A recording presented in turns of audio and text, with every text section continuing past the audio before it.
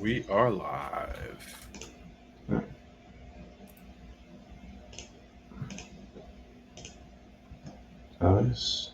Is it muted?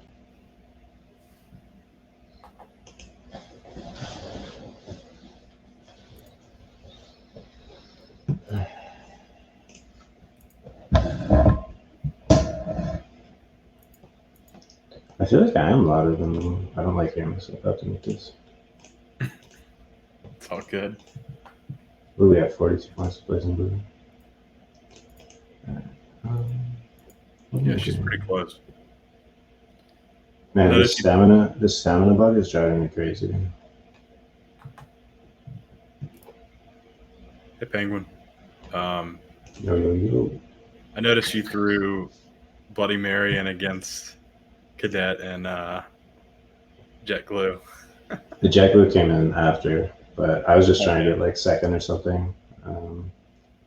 I don't know if she's even a spike though. I don't know, she might just be a weird horse. Yeah, she might be. She didn't magnet either of them, right? She might be a long wedge. And just incredibly unlucky. Yeah. I don't know. I have no idea, man. She's a weird horse. But she is going down a little easier now, so she might be worth just like dropping her to class 4 or something. Yeah. I'll look at that while the tournament's going on, because I think that there's going to be a lot of opportunities to drop while people are trying to win. Agree. Hey, Winks. Hey, welcome. Ready for the Everest? Big race day in Australia today, CJ. I didn't know that. Well, I mean, like I've seen a bunch of the stuff that like you guys have been posting, but yeah, I don't know too much about it myself. I feel like this all kind of falls at a perfect time because we've got, obviously the big ZED tournament, and then we've got the maiden, the zombie maiden. We've got, everything else going on in the community. And then we've got a bunch of big Australian and US, horse races as well. It all kind of fits right on top of each other this next month. That's pretty cool. I'm actually pretty pumped about all that stuff that Dragma's been posting, because I think we've talked about it before, that I don't know really much about anything about real life horse racing. Yeah. And I'd really like to learn about it. So hopefully I can pull out some time this weekend and take a look. Sleep is for the weak. That's right. And yeah, Penguin, I don't know about CJ. I don't have a ton of strong horses. I have a couple that are stuck up in class 1. Mm-hmm. Hey, Connor, right? How's it going? I have a couple that are stuck up in class 1. Sleep is for the weak. That, sorry, I just saw that. Should be pretty good. But I'm not even, like, Groot, I'm probably not even going to try to qualify. I might run him a little bit, but...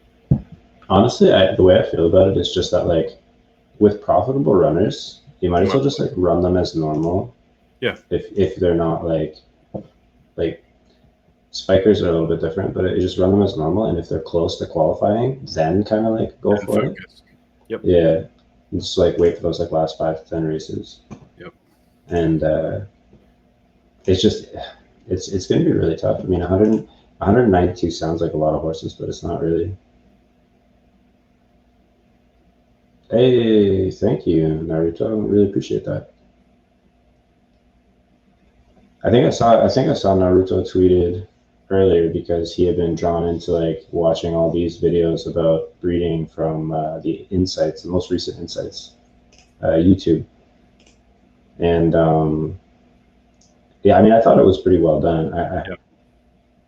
I think something that I kind of reiterated on Twitter, and I think is kind of important to note, is that like, at least for me personally, I don't think for me it's like a matter of like our theory versus someone else's theory. And I don't think that like the intention of the stuff that we put out is to kind of attack anybody else. It's just more like, this is how we view things. Like, this is the data that we have, and like, this is how we perceive it.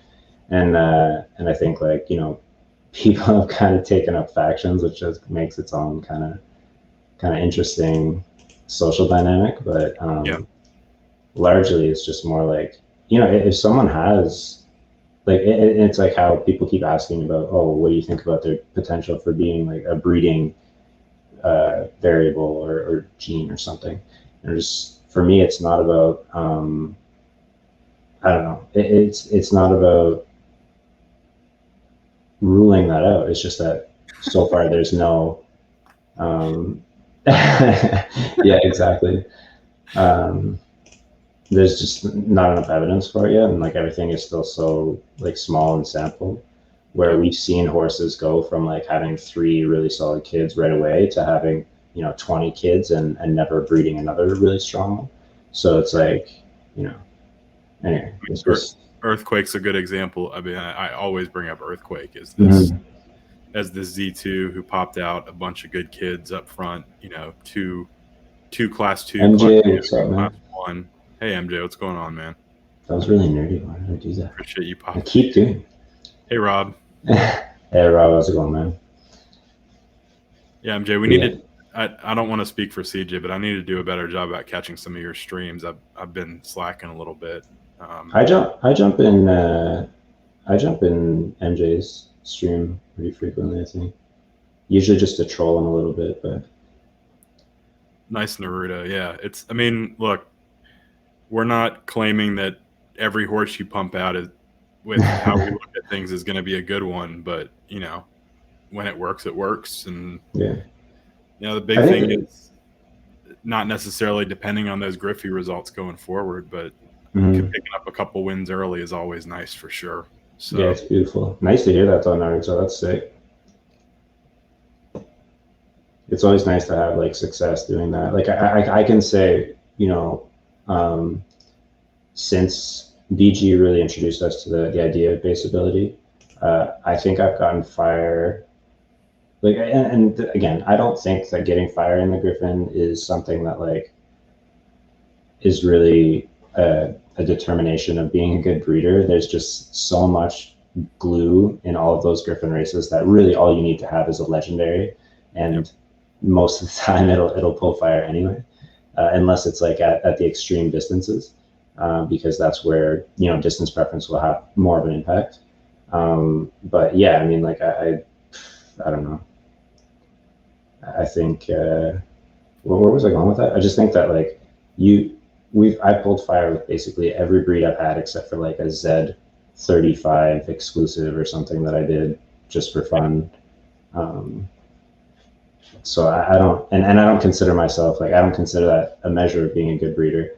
I think that people don't like to hear this, but I think that breeding is not like 95% luck, right? Like as long as you're getting a foal that's a base ability above like the bottom of class 5, it's really just relying on hitting a huge amount of variance or distance preference.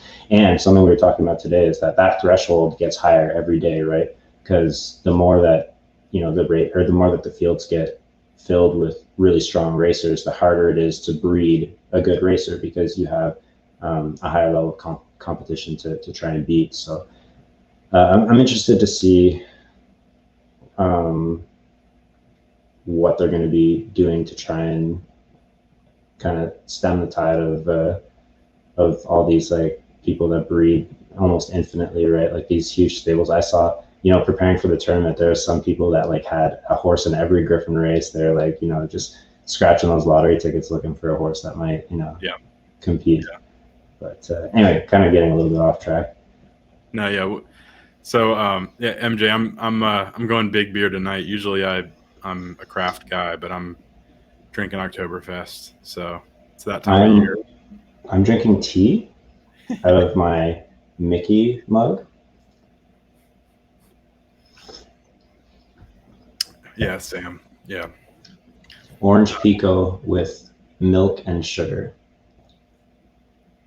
So we've been on a little while. We've got a few people that have joined us. Obviously, appreciate all the activity in chat.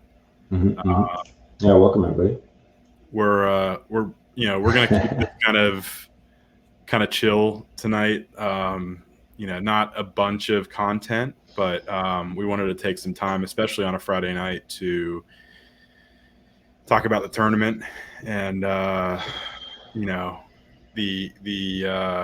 we might get into the AMA a little bit. CJ, I don't know if you've had a chance to read back through everything. I haven't really had a chance, but we can definitely.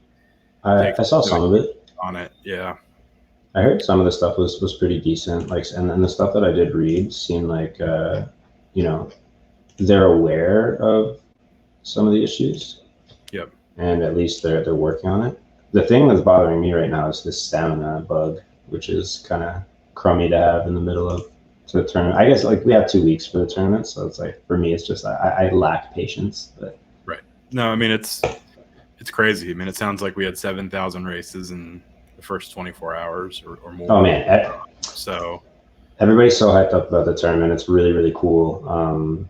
It's cool to see, like, because I think when they introduced fatigue, there's like, I feel like morale in ZED was at almost like an all-time low. And then there's all kinds of like changes that came out. And then there was like the big speed gate issue. And then now it's just kind of like, everybody's so hyped up to be, involved in the tournament, racing. Everybody's racing. Well, maybe not everybody, but there's just a ton of races. And I think that once we get to the actual qualifying stages and the quarterfinals and all that stuff, it's going to be really buzzing. So I'm pretty excited for that.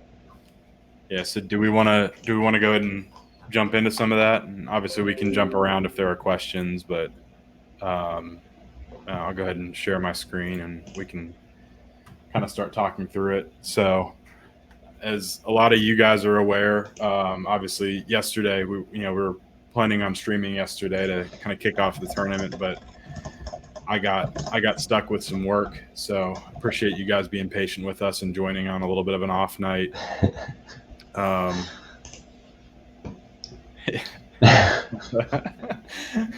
didn't change anything, so I don't think we usually go over 720p, but I'm glad it's working out on mobile.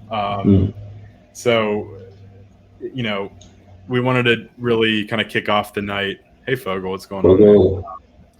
Wanted to kick off the night, just kind of go through the I'll call it detail, but obviously it leaves a lot to the imagination here. But it kind of, I think, gives us enough information to work on and kind of figure out what's going on. But we'll go through this and we'll answer any questions you guys have about the format or our thoughts on it.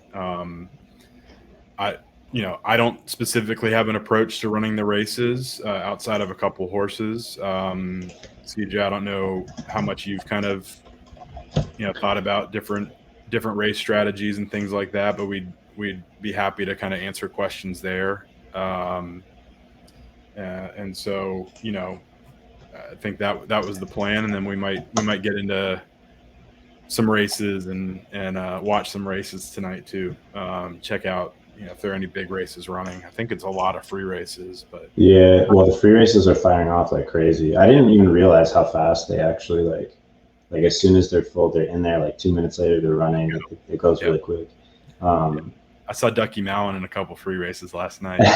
Well, I've heard that like Class 1 is insane right now. Like all the top horses are out like trying to get in. So it's pretty cool. I'm pretty disappointed because, well, I've been kind of going on about this new horse that I got that I'm really pumped to run. And of course she has the stamina bug. So I wanted to like throw her in a race on stream, but I don't think I'm going to be able to. Yeah. You're talking about the Z3? Yeah. Summer? Yeah. I went and took, actually it's funny because everybody knows I'm not huge on buying unraced horses, but right now the premium for unraced is so low. And I mean, to me, 0.25 for a Z3 neck exclusive filly was pretty much, especially since it was like one of my favorite colors. I was just not that color matters, because color doesn't matter, but it matters to me. Right. So, Rob, and it worked out really well. Rob, that's a good point. Yes, we would definitely be talking about that. Can you believe that? 110 ETH? That's insane. I know that you like the dollar figure that it comes out to. Yeah. It was so close. It was so close. I thought it was almost intentional, but it was just the the price movement. So And for those of you who haven't seen, I know it's a little bit small, but Poseidon ended up selling Breathless Edge last night. Huge sale to Perion or Perion. I'm not sure how to pronounce, but I guess they're a big NFT DAO, turning into a little bit of a racing syndicate. They actually bought a Z1, I think, a week or two ago, and so they're starting to build out their stable. But yeah, I mean, it's crazy news. The market is still in a little bit of rough shape. We've seen a little bit of a bounce with the tournament news. But sales like this are huge for the platform, and huge in showing the potential value of some of the top Z1, Z2s, Genesis horses in general in the game. So big news, Rob. Appreciate you bringing that up, because we probably, even as big as it is, and as important as it is, we probably would have glossed over it or left it off for tonight. But I think it's a good thing to start with. So yeah, I think the main thing about the Sup Lucky, about the people that bought Breathless Edge is they're a DAO. So yeah. I mean, I don't really know anything about them personally. I mean, we could look it up, right? Who they are, I guess. It's Perion, right? Yeah. I'm pulling that up now. I'm trying to. But I mean, they have money to burn. Not to burn, but just obviously they have a lot of ETH to throw around if they can drop 110 ETH on the. Because I think was the previous high still billions, or was it that Z1 that went for 77? I can't remember how much billions went for. Billions was like 120 grand, so it would have been, I think, in the 40 ETH range. Oh, okay. So then, yeah, the previous high was the one that went for 77 ETH like a month ago. Yeah. And that was mint 77, which was, I think, probably intentional. But. That's right. Are you finding anything? You know what? They came up on my Twitter earlier, and then I just kind of ignored it. And now I kind of wish that we'll come back to it. No, if you want to keep looking, we'll come back to it. Hey, Lucky, what's going on? But yeah, Amanda, like CJ was saying, they're a DAO. I think they're pretty big into NFTs in general, and they've been starting to grow out their stable. So not too much about that, but we'll see if we can find their Twitter or find a little bit more information on them and try to pull that up. So, but big news either way. And Naruto, yeah, we saw your post about the Big Dipper Ruby. We actually we bred one ourselves. We bred just a regular one the other night, which we were pretty pumped about, because I think it's the rarest common color. So to have a is that or Cosmic Latte, right? So I found the Twitter for these guys. These are the guys that bought Breathless Edge. So I don't know too much about them, but 110 ETH on any horse is pretty intense. Oh, I thought it was Cosmic Latte. That's my bad.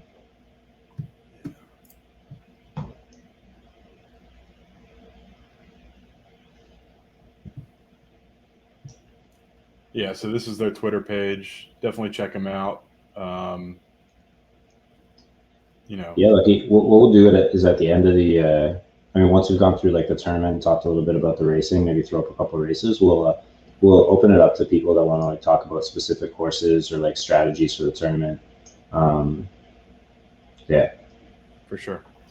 So yeah, just looking at the kind of the about page that Zed posted, and this is let me actually pull that up so you guys can see. So just change the banner. The site is there, and it's linked on the any ZED page. There's a little banner that you can click on, or if you just go to the ZED Run guide, it's at the bottom of the guide.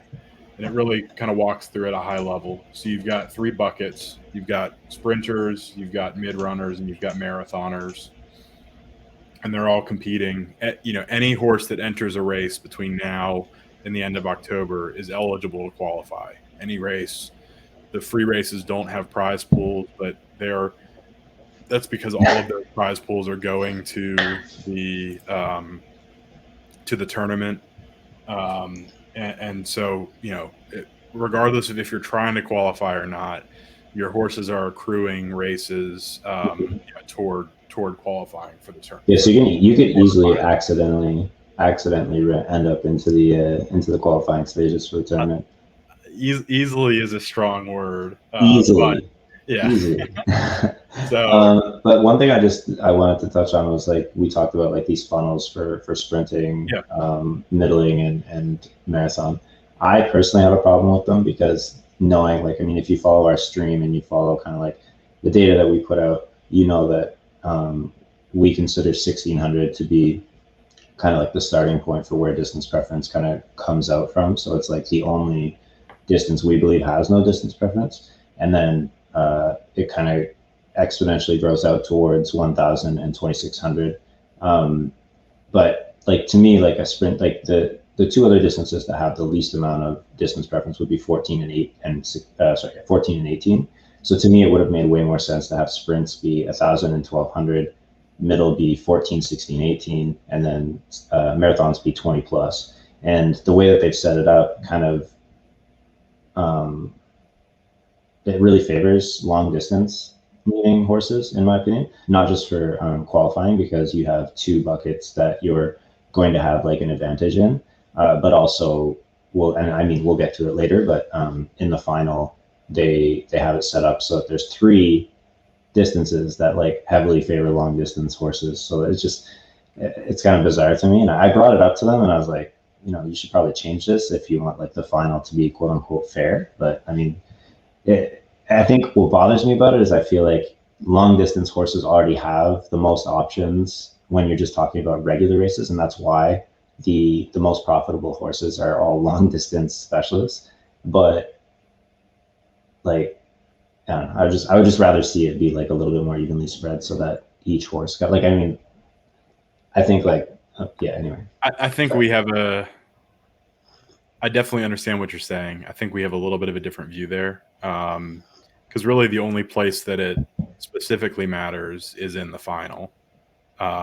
Because in the end, if you're a marathoner, you're probably not going to be competitive enough at 2000 to beat out the mid runners that are focusing on mid run races, or you're going to run more races in the marathon distances.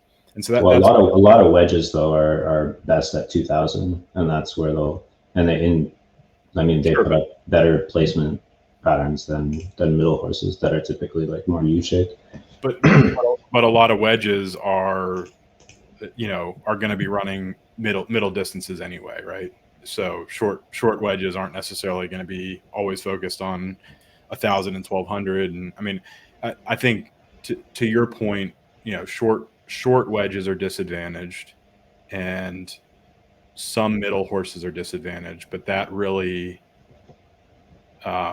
is focused specifically on the final, because they're keeping these horses separate enough that you're not running against other distance specialists or non-distance specialists until the grand final.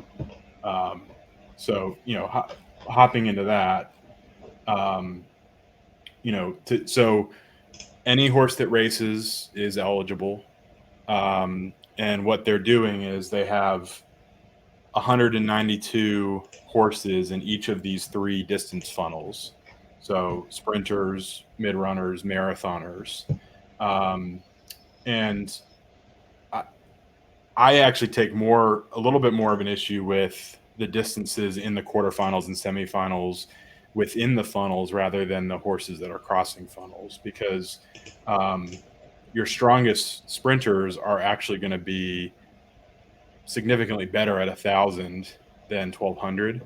And so the 1200 distance is going to feature your horses that are actually more of a balanced short runner. To your point, the 2400, the long distance is going to be dominated by the horses that have as much distance preference as possible, right? So I think in that regard, we kind of overlap in what we're talking about there. But essentially, the top 192 in each of those buckets qualifies for the quarterfinals, and that's based on your place percentage. So if you guys haven't seen, so like I mentioned, Zed posted a banner here. And then if you look at the top, at the buttons, usually it's just events, which is where your race signup is, next to run, results, winnings, but they've added this standings button. And so as soon as your horse runs 30 races in a selected distance, they get ranked on the leaderboard. And so once they're ranked on the leaderboard, this will build and build and build as more horses qualify until you get to the top 192, and it'll show the rankings. So you've got a few horses here that have run a significant number of races in a 27-hour period, and I think you can see that that's representative of their placement percentages. This is not representative of the numbers that it's going to take to qualify. But good for these horses, running a bunch of races and getting their names up here and So that's it. showing what this is going to look like. So you've got a few horses that have already quote unquote qualified, and as the topic says, racehorses must run a minimum of 30 races in a specific distance category to be qualified. So all of your races count. So if a long distance preference horse is running long distance and using short distance races to try to stay down in class, those are going to reduce their place percentage as they go. And so, that's one element that ZED added earlier this week to counteract some of the complaints or the issues with downclassing that the community has talked about. CJ, I see you answered in chat. It's going to be really unlikely for any of these distances to have lower than 40%, and like CJ said, we think it's going to be closer to 50%. And I think KYH has a feature on their site that's kind of tracking what the leaderboards look like and what they think the cutoff is going to be. But I think as we start to see horses that get ranked, let's call it, horses are running. Horses are running 10 races a day, 12 races a day at full fatigue or full stamina, excuse me. Then we should start to see horses that get on the leaderboard at the end of the weekend, and they may continue to run if they think they can improve that percentage, or they may sit and not race. So we'll have to see how that kind of balances out. Yeah, I definitely think there's going to be like significant. I think there's definitely going to be a lot of people that just get to that 30 race threshold, and if they're sitting at like 70% place rate, they're just going to sit. Especially like, and at first I was thinking like, oh well, like the horses that are like high earners are probably just going to keep running anyway because they like typically have pretty high place rates. Right. But the fact that a lot of these people with high earners are running them in free races to win and stuff, to me that kind of says that like if they get to the point where they feel comfortable that if they're going to be qualified, they're probably just going to bench them. And I think that's risky because like as much as I do think like the cream of the crop horses are eventually going to rise up towards like the semifinals and the finals and all that, there is a lot of RNG involved, right? And even like a 15 odds horse could easily end up making it through to like the semis or the finals just by getting like good variance rolls when they're going through. So I'm really interested to see. I think that it's going to be there's definitely going to be like some like quote unquote dark horses that make it further than people expect. So as the tournament goes on, we'll definitely take a look, and we'll have to bring some of those up on stream to talk about what those look like. I personally think that one of the tiebreakers is number of races won, the first tiebreaker, I believe, and then the second tiebreaker is number of races run. So if you run 30 races and you're at 60% place, there's a pretty good chance that other horses are going to continue to run and finish on 60% or right around the same place, but qualify with more races. So that'll definitely be an interesting dynamic as well from a gamesmanship perspective. So so like we were saying, top 192 in each funnel. All of your races count. You have to run 30 races in a funnel to qualify for that funnel. But whichever funnel you run the most races in is where you qualify. So even if you run 50 races in short and 51 in middle, and your short percentage is 80% and your middle is 20%, then you're probably not going to qualify because it'll put you into that middle bucket. So just keep that in mind. Let me flip through and make sure. So we have once qualifying gets done, which will run through October 30th. Then we have several rounds. So you have the quarterfinals, which is focused on each of your buckets: sprints, mid runs, and marathons. And so they've picked specific distances here. We talked a little about earlier, but it's not super clear on how they're actually going to do these quarterfinal, semifinal, and final races. We're not sure if you're actually going to pick your races or they're going to run them automatically. I don't think the guide says. I think that we talked about it, and it sounds like they're going to be they're going to like collect the horses somehow and run them for us. Yeah. Because I don't know how it would work otherwise without quote unquote party mode being released ahead of time. Right. So you've got 16 races of 12 horses apiece. They're going to be grouped somehow, and then they're going to be run at 1,200, 1,800, and 2,400. And that's the same thing. So the top 3 horses from each race progresses, and that gets you to 48 horses in each funnel in the semifinals. So then you have 4 more races of 12 horses each. Similar setup, run at the same distances: 1,200, 1,800, and 2,400.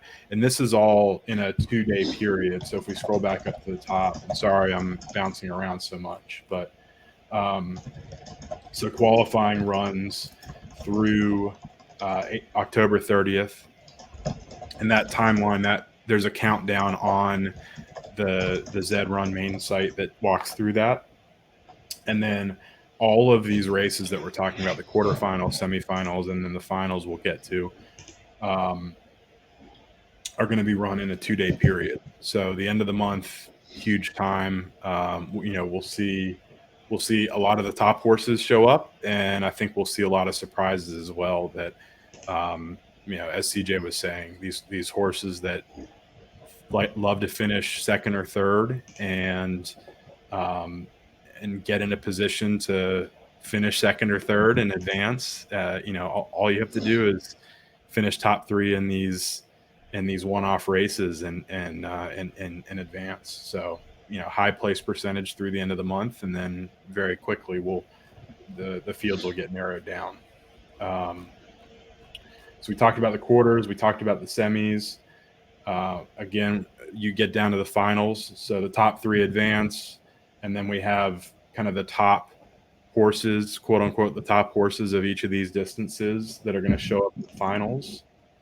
And then the biggest race, or the biggest set of races that we've got, is the grand final. And so you have the top 4 horses from each of the final races, the top 4 from each distance, get grouped into this this grand final setup.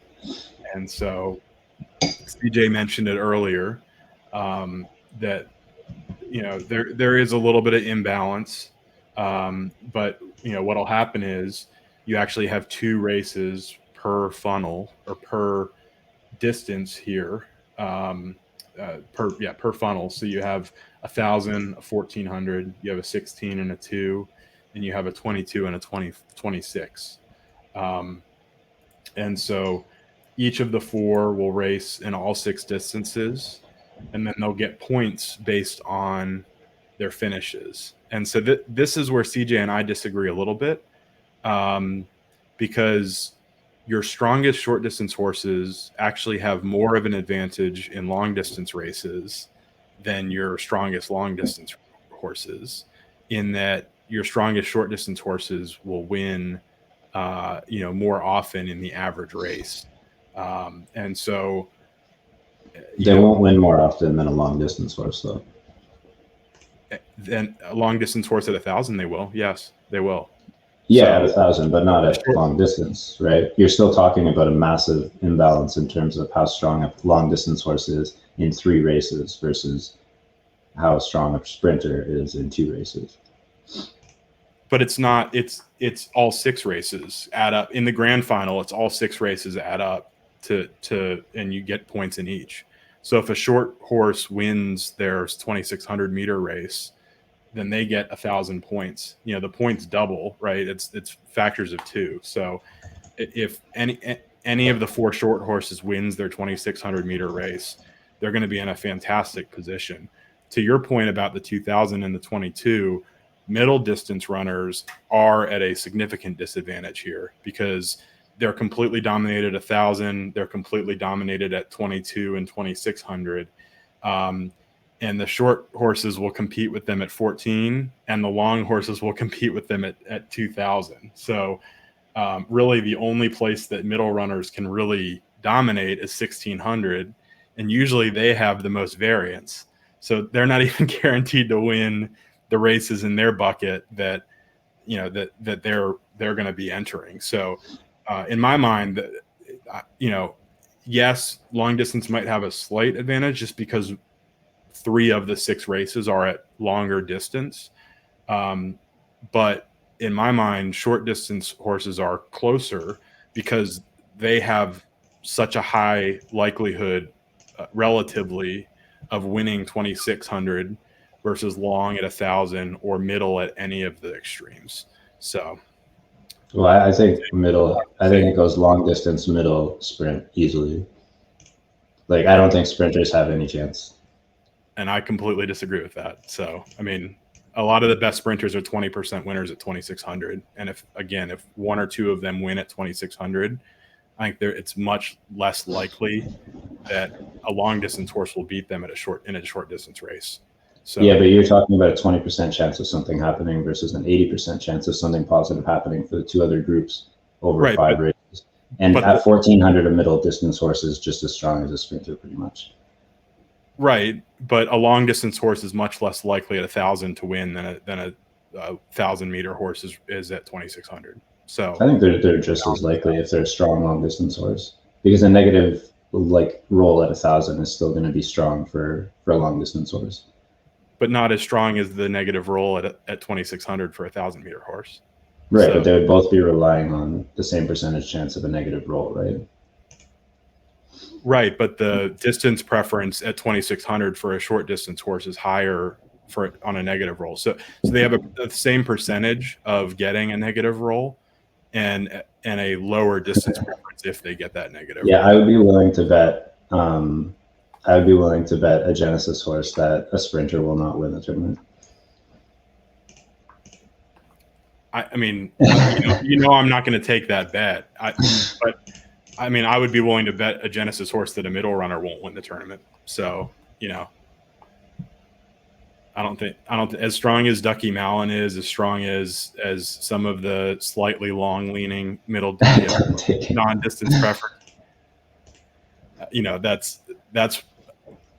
That's where I'm at. So yeah, but if you're just talking strictly odds, sprinters have the lowest odds of winning.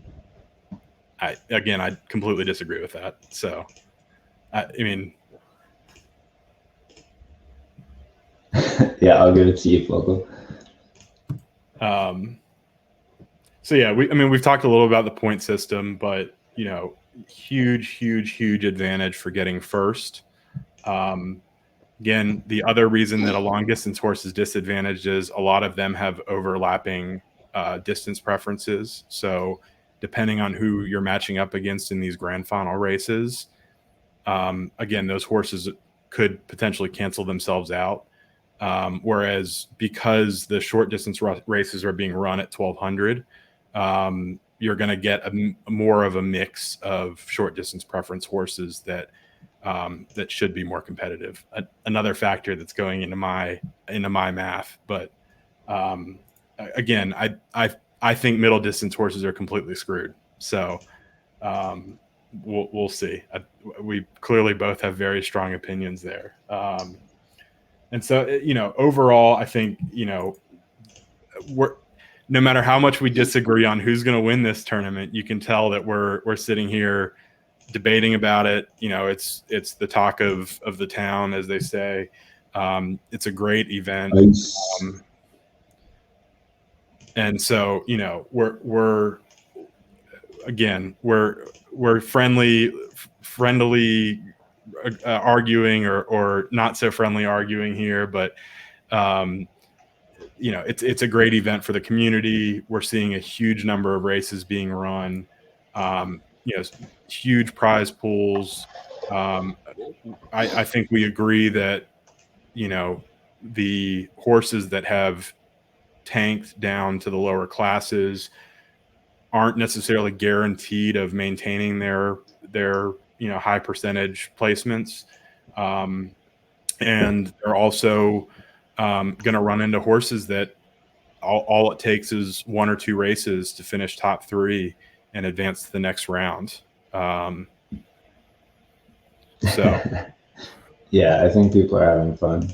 I think there's going to be a lot of people that are really upset because I think that there's probably people that have certain expectations, and I've seen a few pretty big name horses that I wouldn't say that they're already eliminated, but I think that they're going to be having a really hard time. Yeah. I think the important thing to remember is that every race you run counts, regardless of where you're trying to qualify, regardless of, what bucket your horse fits into. Yeah, and that's something that I messed up right away with my middler, is that because I have always thought of middle distances as being 14, 16, 18. So my first race, I threw her into a 14 and I was like, shit. And then because of the stamina bug, I didn't realize that she was sitting on 85 stamina and I threw her in a $10 race. I think that's the one thing we've run into. We've heard a lot of is I haven't been running as much as some people have, so I haven't necessarily run into a stamina issue, but just with the volume of races, we've seen a few horses getting stuck here and there, not for any long periods of time that we've seen. And the stamina bug is the big thing. Just make sure to keep an eye on, how your horse's stamina is, what the site is showing. CJ, I don't know. I mean, I know we used to talk about using an API pool that we can't really do anymore because of the API changes, but how have you been? I think you can do it. It's just, you have to be very careful because you get rate limited almost immediately. Yeah. How have you been tracking your stamina? Have you been using just the stable tool on Zed's site, or? Yeah, I just use the UI now. It's pretty good. It shows you how much stamina you have before you enter a race, even if it's lying to you. You just have to be careful because it seems like there's been some delayed updates, and then yeah, exactly. UI, because I was at 94 stamina, and then I ran a race, and then I was back down to 85.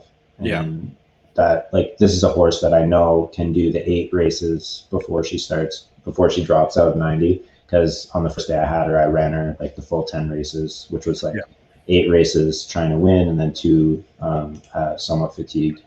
So So there's definitely something going on there. I reached out to the ZED staff, and they said that they're aware of it and they're working on it. It's not like, obviously it's not like every horse, but there's enough horses that it's kind of like a more mass thing instead of sending in individual cases. But I think the point is, you know, there's a ton of races going on.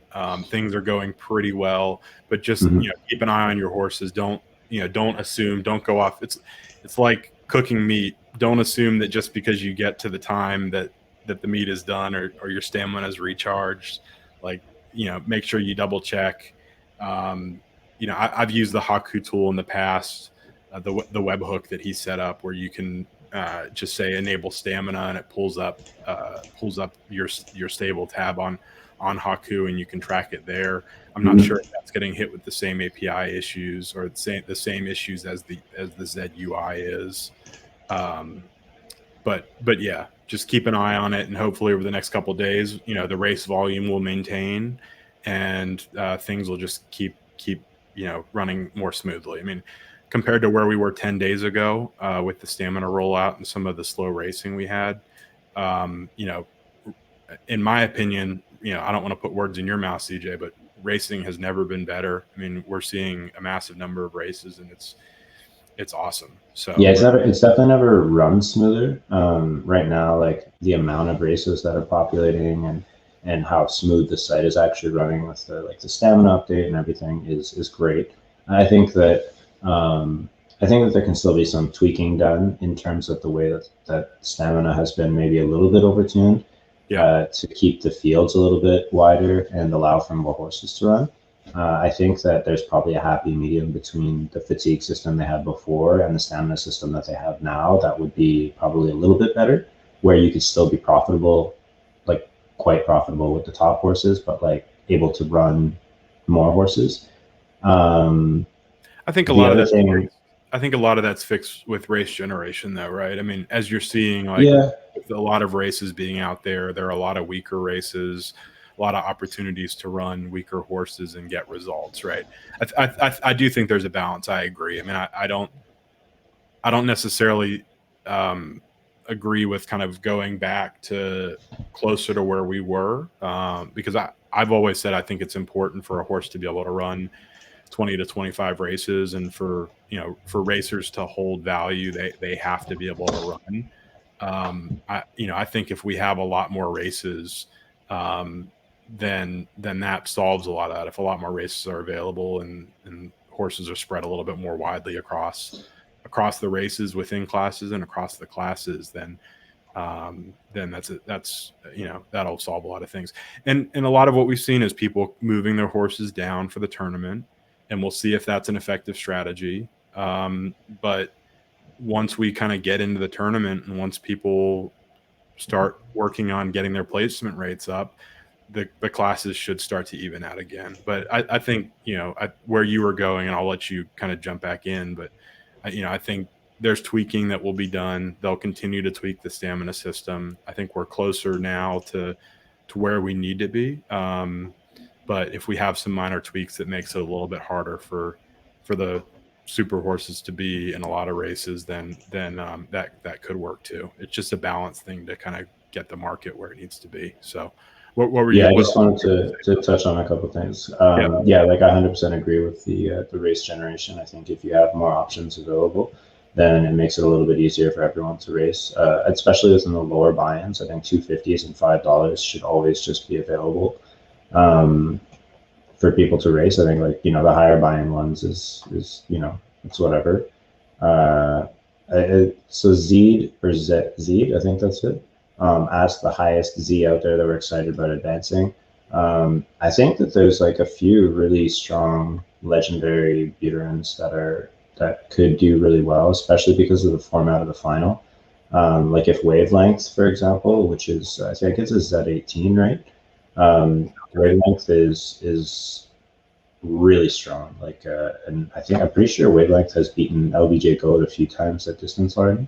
Yep. So if, for example, Wavelength gets some favorable rolls in the 3 long distance races in the final and makes it to the final, and then also gets a negative roll in the 1,000 meter, I mean, you could easily win the whole tournament, which would be personally, I think it would be pretty awesome for like a Buterin to win the whole thing. I think right now, my personal view is that a low Genesis middle horse is most likely to win the tournament. So something like,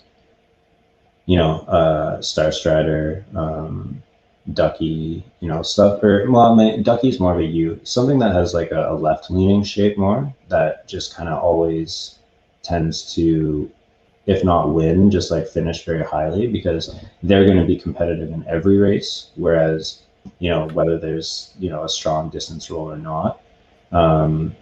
Whereas I think that the distance specialists are very much boom or bust in terms of their opposite sides plus in the middle.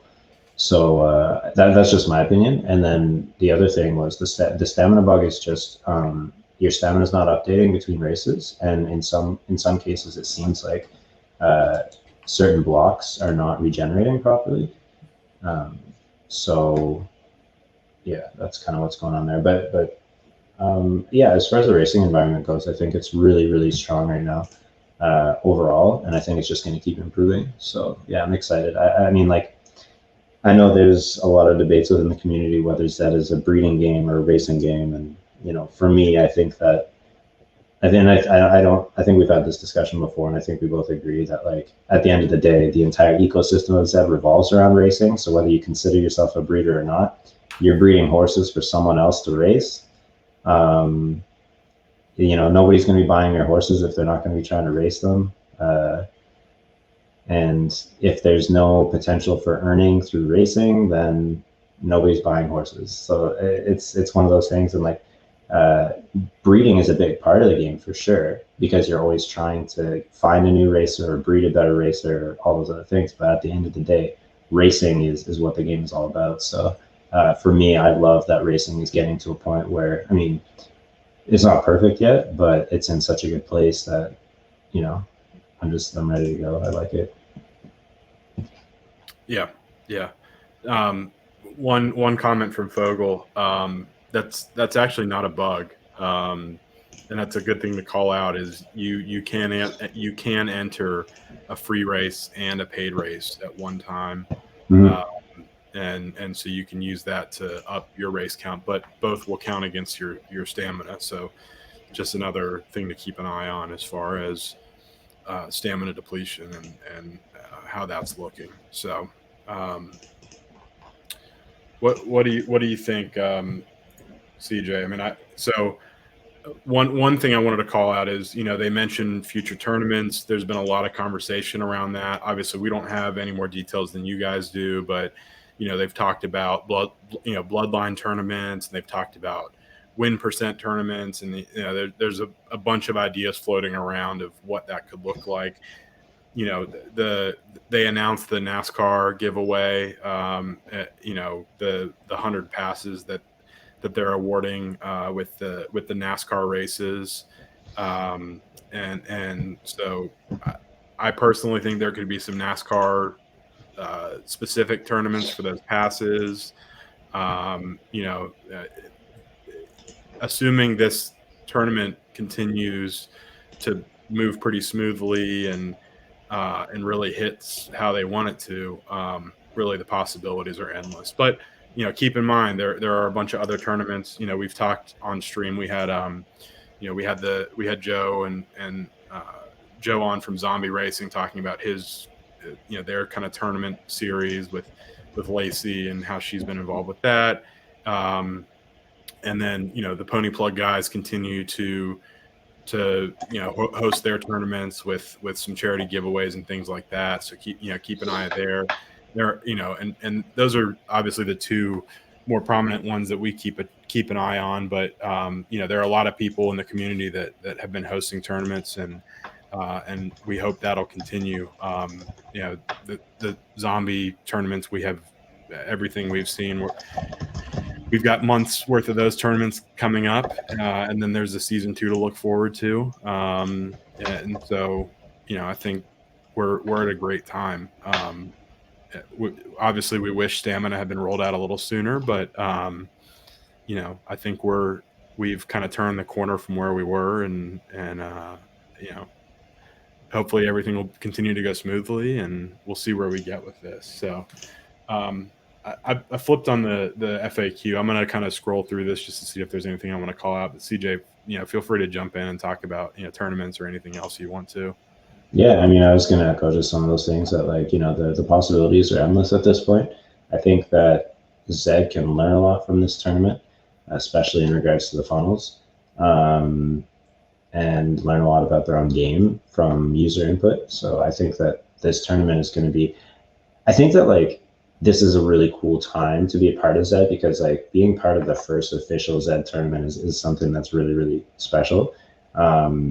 But I think that moving forward, it's going to get bigger and bigger, and they're going to have all kinds of different tournaments, and you can already see, like, the different variety of tournaments from, like, what David was saying with different sites that are running them already, like Zombie and Pony Plug and Heroin and all those people have gotten really creative with different types of tournaments. So I mean, I imagine in the future you're going to have, say, like, breed type locked tournaments. You'll probably have color locked tournaments. You'll probably have bloodline lock tournaments.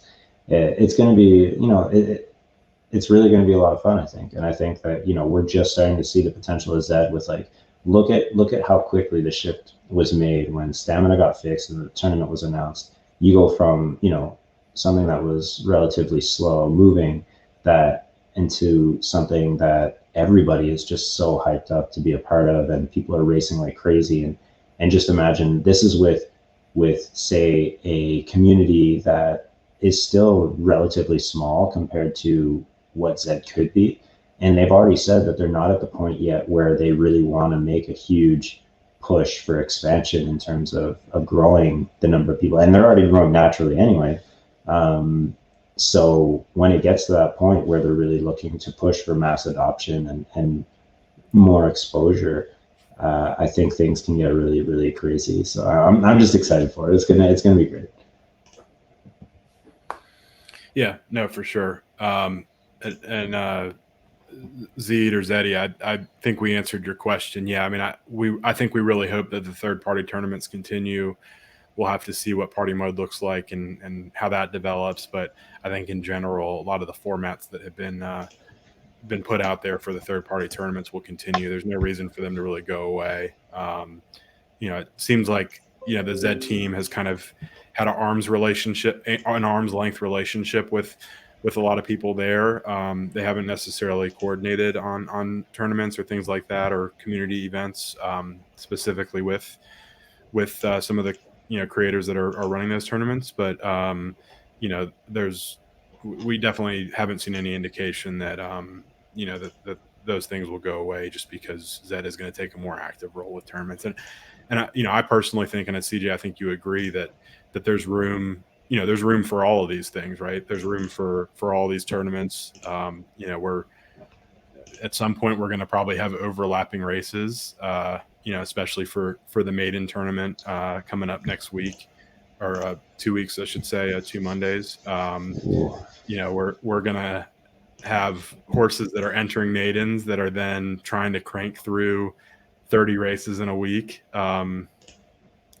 which will be a little bit of an interesting balance because I think there's a race cap on that tournament. So we'll have to see what that looks like. But yeah, we'll definitely have to see. And then yeah, we'll have to see Z number tournaments. Who knows what those will be, or loser or donkey tournaments. I'm sure that there will be some of those, less than 5% winners, or less, less than 1% winners, or something crazy like that. Trying to target middle finishes or something. So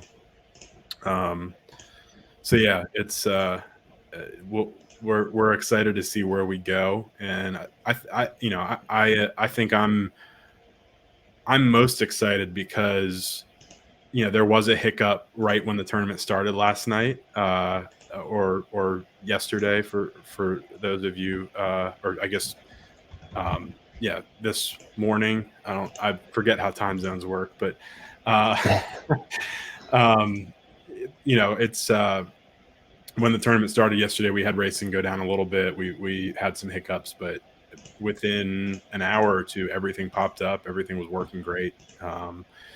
and so that's a great sign. It's a great sign. So, and then there was a random question here. I'm not familiar with analog. I don't know if you're shilling a specific service or anything like that, but I don't mind talking about it. So I you know, part of the reason I got into ZED is because owning real racehorses is incredibly expensive. But you know, the U.S. does have some programs where you can own very small percentages, ownership syndicates and stuff like that. So definitely interesting things. You know, anything like that, just like ZED, I wouldn't expect to put money in and make money out of it. It's more to do something for fun. But yeah, I mean, I personally, I love real horse racing. I've always wanted to own a racehorse, but just too much of an investment. And ZED is kind of the perfect medium where you can put money into a horse, and outside of paying racing and breeding fees, that's about it. You don't have to pay extra training fees. You don't have to pay for the stable for it to live in. And so, you know, those extra expenses are limited. And that's another reason that's great. So yeah, we'll see. What are you thinking next, CJ? Do you want to talk about? Do you want to watch a couple races, or see if anybody big is coming up? Any big races? Yeah, we could see that. I also want to kind of, you know, if anybody wants to look at specific courses, the winner's circle. I would love to own my own horse as well. I mean, well, so I shouldn't say that. My family's always owned horses, but they were always kind of like show horses, not race horses. But yeah, I mean, I don't know anything about real horse racing. I've been to the track once. We have a track pretty close to where I live, and I've been there once with my grandfather. He's a big horse guy, but he has mostly like Friesians now. And I have this picture I have to find, because it's like I was like 4 or 5 years old, and I'm up on top of, I'm sitting on my first horse, and it's like this stallion named Thunder, which is pretty sweet. Jumping Chola. What do we think about? We touched on the Breathless Edge sale a little bit earlier, and I think it's great. I mean, I think it's really cool that a DAO or anyone really is willing to invest that kind of money into a horse. I think that kind of shows you that there are a lot of people out there that still have a really positive and bullish view of ZED in the future. Looks like we've got a little bit of lag on the races tonight. Yeah, they just sent out an update about it, that the Friesians are beautiful, and that's kind of, you know, I really like those horses. It's funny because my grandfather used to sit me down in like the living room, and he'd get these DVDs because I guess like the breeding barns would send out these DVDs with their studs, and like kind of give like an overview of like what their stud is like, and like the little videos of them and stuff like that. So yeah, it's. I'm gonna drop this link in the chat if it pulls up for me. Breathless Edge. So it's pretty cool, because when I first joined ZED, which was 4 months ago. What was the early May? 6 months ago. Is it 6 months ago? Really? God, it feels so long. Breathless Edge was like this almost. I don't know. It's like almost like a mythical horse at that point, where it was like a lot of people thought it was the best horse in the game, which I don't think that there are many that still hold that view, or even like that it's the best Genesis. I think that there are others that many people believe are probably stronger, but it was really strong, really profitable. Like, it drove me crazy that it was not run more. And to kind of see it sold is really kind of cool, because at the time I think the big sale was billions, and then you had that 77 ETH sale, and then now you've got Breathless Edge going for 110, and people kind of like Join it then. Let's go. Oh yeah, I have a Griffey up right now, but I don't know that. It's about to run? No, it's 9 of 12 right now. If you can't join because you get the 500 error, if you type the name of your horse in the search bar, it'll still come up, and then you could still join the race. Yeah. But yeah, Winks, exactly. It's like a little promo DVD. They're like pimping out their stallions, which is kind of funny, but it's still kind of fun to watch because like I grew up watching, Black Stallion, Black Stallion, Black Beauty. That's the race. Hidalgo, and like my daughters love to watch this Spirit show now. There's a movie Spirit, but there's also a show. So all that stuff is pretty. I mean, I love horses. I just never really got into the racing side of it. So now we've got someone in our Discord, Dragnet. And he comes in the stream quite a bit. He actually, congratulations to him. He just actually became a ZED mod, which is pretty cool. Yep. Community manager. Yep. Yeah, community manager. So really cool, and congratulations for him. He's been posting a lot of real life horse racing stuff in our Discord lately, which is pretty cool. Is it? Zeddy, that's awesome. That 82-year-old. That's wild. Yeah. Well, I think Zed has the potential to really appeal to everyone, right? The Silver Brumby. I'll have to look that up. But I think it really has the really potential. Wide audience, right? Yeah, of course. And I think what loves horse racing. Yeah. Part of the reason that ZED is such a genius idea is that it basically takes something that I've never met a lot. I don't know anybody that hasn't watched a horse or a horse race and it's been like, that's stupid, or that's they don't think that it's cool. It's just not something that's really accessible in real life because there's so much overhead. So it's kind of like a rich person's game, right? Whereas, yeah, I mean, it's not super cheap to get into ZED at this point, but it has the potential to make it accessible to everyone, and there's no overhead, and the potential is endless to have. Imagine in the future you have a real horse racing track, but it's like a hologram of your horses running around the track. You know what I mean?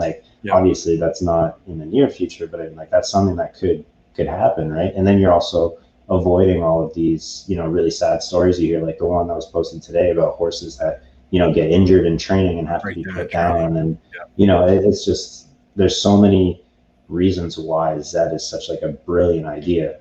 And just the accessibility that it could bring to the masses in terms of owning your own horses and running your own horses. Yeah. Oh, that's cool, ZED. Sorry, I wasn't trying to say that only rich people could do it, but I do think that money is definitely a limiting factor when you talk about horse racing. Yeah. Lucky, appreciate the 5 subs, man. Dude. Gift subs. Thank you so much. Really appreciate that. I did want to say we don't usually kind of shill our own stream. Definitely, anybody who wants to sub, we really appreciate it. But obviously, we're not doing this for you to sub to us. But to the extent you do want to, drop a follow if you haven't already, and follow the stream. We are trying to target 500 followers by the first week of November. So I know Rob's floating around in chat. We've talked about doing another kind of giveaway with him and getting some stuff set up with him for the week of the Melbourne Cup and the Breeders' Cup in the States. And along with that Breeders' Cup, if we do get the follower train rolling, I'm planning on giving away a decent horse too. I'm gonna have to figure out what that looks like. I don't have any details there, but it's probably gonna be at least a Zavo exclusive or better. Nice. If we get the followers rolling, so definitely for those. Appreciate everybody who's coming in tonight and watching us, and as always for all the support. But if you guys can kind of drive traffic toward us to get more information out there. We'll definitely we'll definitely look at doing more and more giveaways as we go. So keep that in mind. Yeah, and I'll double down on that too. For every horse that we get from someone else to give away, I've got a bunch of NAC exclusives and Sabo exclusives that'll be up for breeding, and I'd be happy to give away a few unraced exclusive NACs or legendary breeders. Yeah, I mean, just get as many people some horses as we can. Everybody loves those lottery tickets. I like to give away horses that are like lightly raced, so that if it's for like a new player especially, but unraced horses are super fun. I know. I spent a long time not getting unraced horses because I hated the unraced premium. It's all about the unraced bred horses, man. Those premiums are coming down, and the premiums are, well, like I said, the new like really strong horse I seem to have that's been crushing it for me is a Z3 Nakamoto exclusive filly. I got her for 0.25, which is basically like the breeding cost of studding with the ZED1, so it's it's pretty cool. So the Griffey is running right now, and this is a horse that I got from Rob actually, that's in the Griffin, and it got fire. And this Griffin is actually pretty stacked. There's a Z5 Zabo that didn't get fired. There's a Z3 Nakamoto that didn't get fired. There's a Z4 Nakamoto that didn't get fired. There's a Z10 Buterin that didn't get fired. So this is a pretty stacked Griffey actually. Nice, yeah. We pulled so lucky when it counts down. Hey, Golden Glow, what's going on, man? Ice goes you in there? Did we yeah, you're. Oh yeah, but you're in there with a Z25. The peasant horse.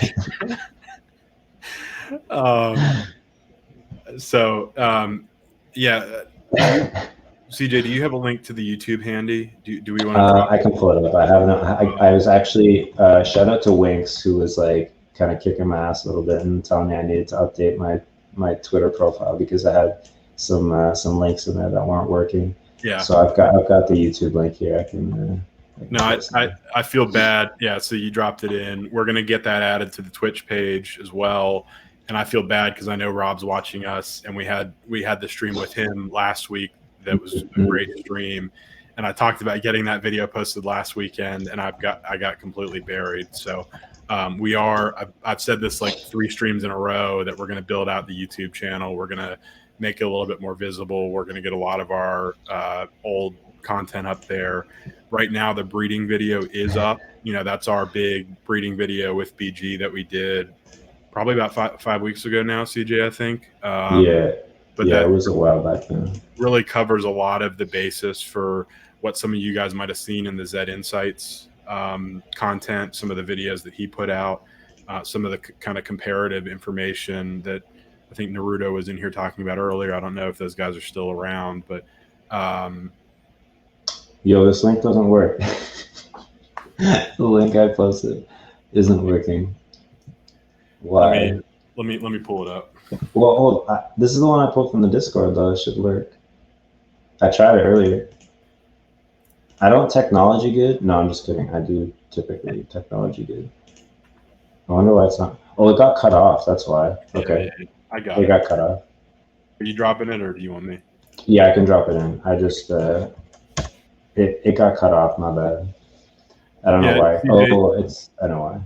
Do we want to talk about speed at all? I mean, while we're waiting for this Griffey, it got pretty. I think it got discussed quite a bit with when it first like blew up. I would say like you could follow, like we could pull up some of the various Twitter threads that came up out of it when BG was kind of really going hard in with the data.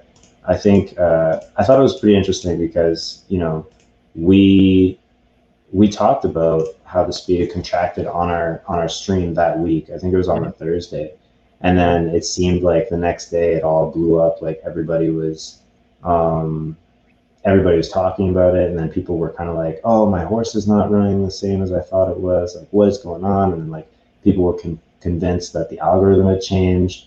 And I think like what ended up happening is a lot of changes all happened at once.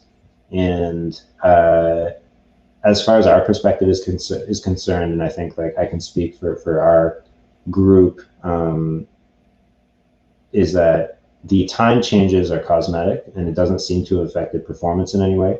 Mm-hmm. The biggest differences in performance seem to have come from the changes in the environment that happened all over a short period. So we went from no stamina or fatigue to a fatigue environment, and then from a fatigue environment to a stamina environment. So like the horses all ran kind of slightly differently from all three. So what ended up happening was all the strongest horses that were going in at like 100 stamina into weekend fields were seeing a big boost in performance, which got dialed back a lot when you moved into the like post-fatigue era on the fourth. And then the other thing is that when that happened, you also allowed all the stronger horses to be running all the time. So like the fields got even tougher. And with, hey, Erwin, thanks for stopping by, man. Then you also had the fact that we've had breeding open for a while now, and people are constantly breeding and racing unraced horses and discovering new and better horses. And that kind of goes back to my point before, where it's like the threshold for breeding really strong racers gets higher and higher with each passing cycle, because more and more strong racers are being bred, right? Yeah, and I think Ice called something out. You know, there was a question around performance, and there was a question around what that looked like, and there was actually an answer given in the Ask Me Anything earlier by the ZED team, and they specifically mentioned, well, they didn't specifically speak to performance necessarily, but the answer that they gave kind of lines up with what we've said, in that the change that they made was around the horses that finished very, very far apart, 10, 12 seconds apart in the same race, and the horses that finished, CJ, as you said, very, very close, all within 0.01 seconds of each other. And so they said there wasn't a change to the algorithm, which is what we said, other than layering stamina in on top of a changing competitive landscape. But the quote unquote change that people may have noticed in the time variance was around that the horses don't finish all together anymore, and the horses don't finish way apart anymore. So yeah, and I think more to that point is the reason that you're seeing those constricted times. The Griffey's running right now, by the way, but it's all it's super choppy. I don't think it's worth watching. I'll just let you know when Rob's horse wins. I've got it up. But no, I think no. So cheat to win. That's cheat to win, right? Yeah, cheat to win. I don't think you'll see new records being set right now, because they've constrained the times, right? Horses are not running as fast as they used to, and they're not running as slow as they used to either. And I think that has to do with, like they were talking about, they're trying what we think they did, or at least what I think they did.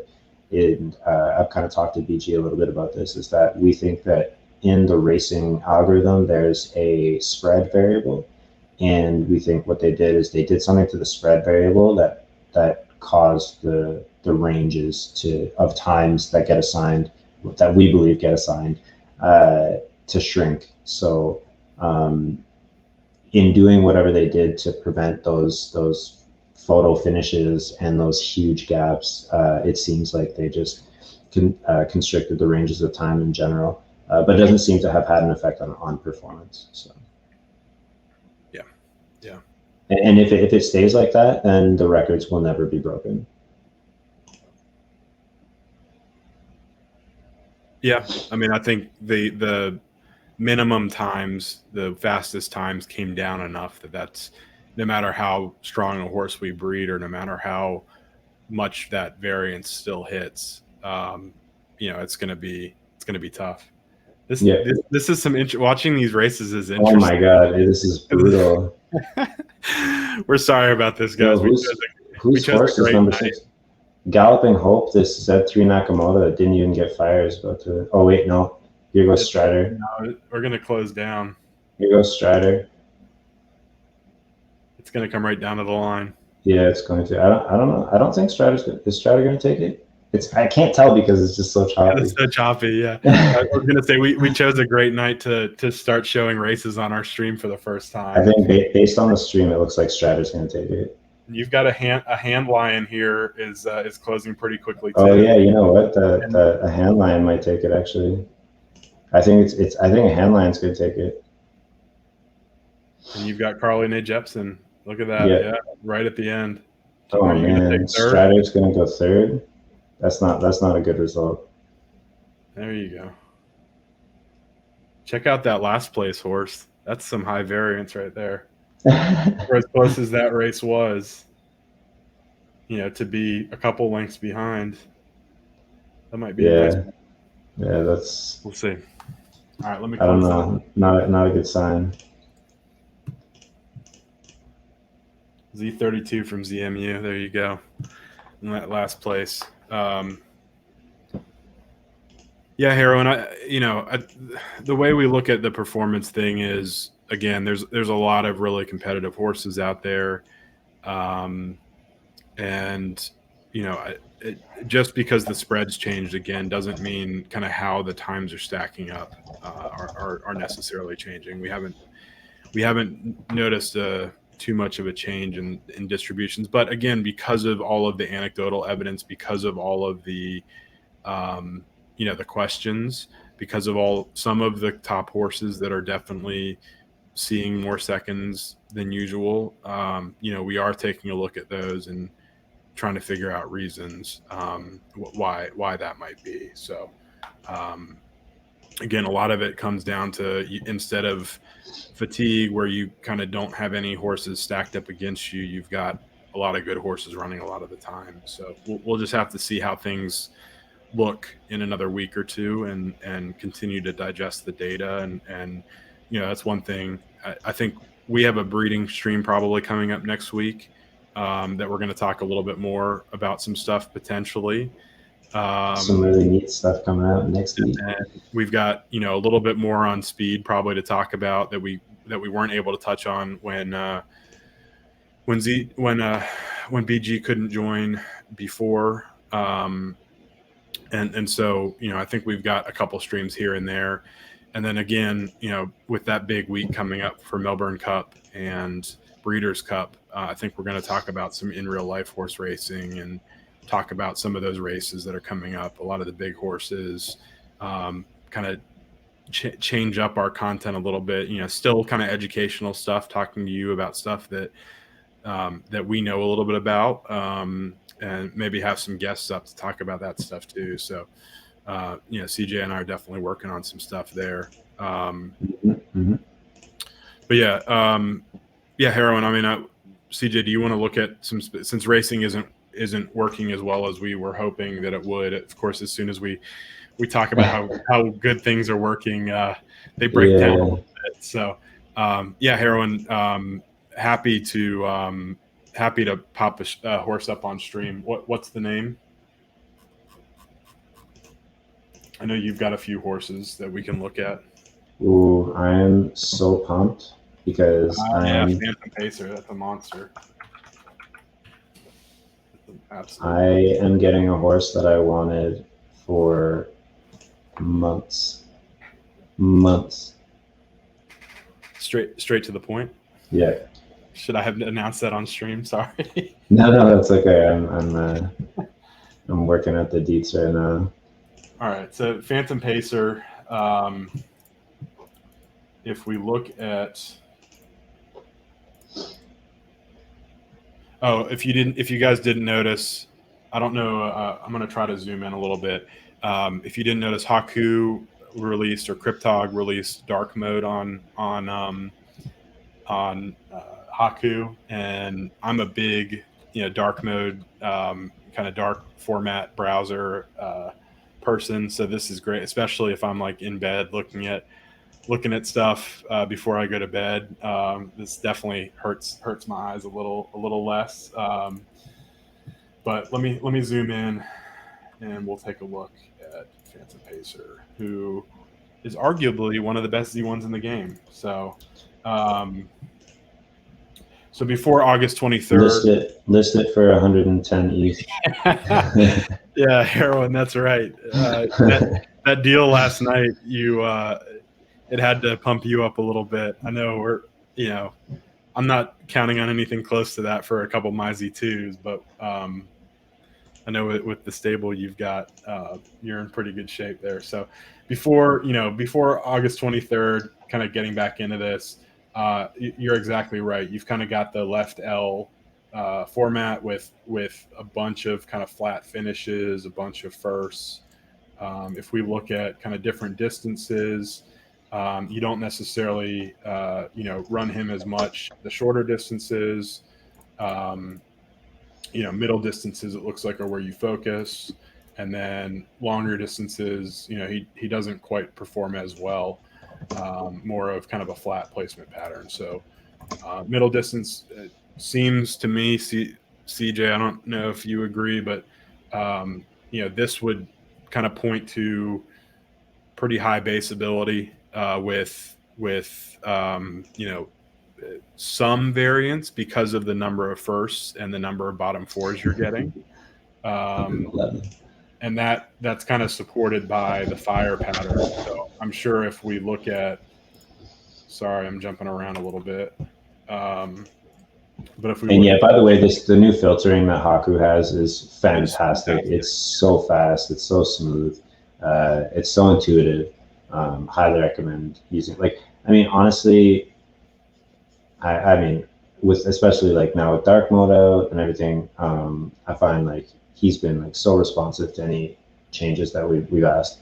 I think that's something that we're supposed to do still. Is we were going to do a little stream on the various tools that we can use with ZED and kind of do a little walkthrough, because I don't know how many people really know this, but David and I were around when Haku was first kind of designed. Yeah. When he literally launched it. Yeah, literally the first time he launched it, we were part of the test group. And I remember when it first came out, probably the first week that it was out, I think I spent literally all day, every day on Haku, just browsing the market, using the various filters, just I think I found a bunch of horses that way early on. But it's improved and evolved so much since he first brought it out. It's not just obviously not just a market tool anymore. And the funny thing is he wanted it to be a market tool. So he was a little bit resistant to adding some of these racing things. But now that we have this, it's really, he's got the dollar buy-ins, he's got, basically all the filters that you would want. To shout out KYH a little bit, I do like their horseshoe tool. I like that it kind of shows all of the distances together. You can just kind of look at it and then filter those. But as far as just looking at horses on the market and drilling down, and I think we both use Haku a little bit more to really dig into the performance now, and then kind of gauge, what the market looks like. So, it's and you guys, a couple of you guys brought up Remy. Look, I don't think any of us would be where we are today without Remy and ZED Nucleus and his initial market. I remember ZED Nucleus when I first started. And he did an incredible job, kind of, especially with how volatile ZED was at the time, moving around platforms and, bouncing between Matic OpenSea and OpenSea and all the changes that were going on. He did a great job, even up until his he shut his tool down. I felt like his stud finder was probably the best out there. But obviously none of us would be here without Remy. So appreciate you guys shouting him out. We always kind of, he kind of shifted on to other things and didn't focus on ZED as much the last few months. So, it's easy to, take what he did for granted, but that was great too. Getting back to Phantom Pacer. A fantastic horse. Yeah. And so if we look at, performance after, so let's look at both periods. So we'll look at the 23rd through the 3rd. And so, pretty similar. You actually have more finishes kind of in the top 4. And that is kind of what we saw is your very strong horses, especially that had strong distance preferences or, were really high performers, either because the racing environment was a little slower or because if you managed your fatigue well, you would run against a lot of horses that were, much higher fatigue. So, you see a similar performance there. And I'm assuming what we're going to see if we look at the 4th onward is not as many firsts. So it's, the one thing we would say here is, there are a bunch of 5ths here. It looks like you're running your preferred distances. But, this is a smaller sample size. So I think we would expect that as you run more races, especially if you're not just throwing him in against every horse, or in some of these races where every horse has 100% flames, that your performance will kind of even out to where it has been in the past, especially with the stamina changes. So, yeah. Golden Glows, ZED Run tools.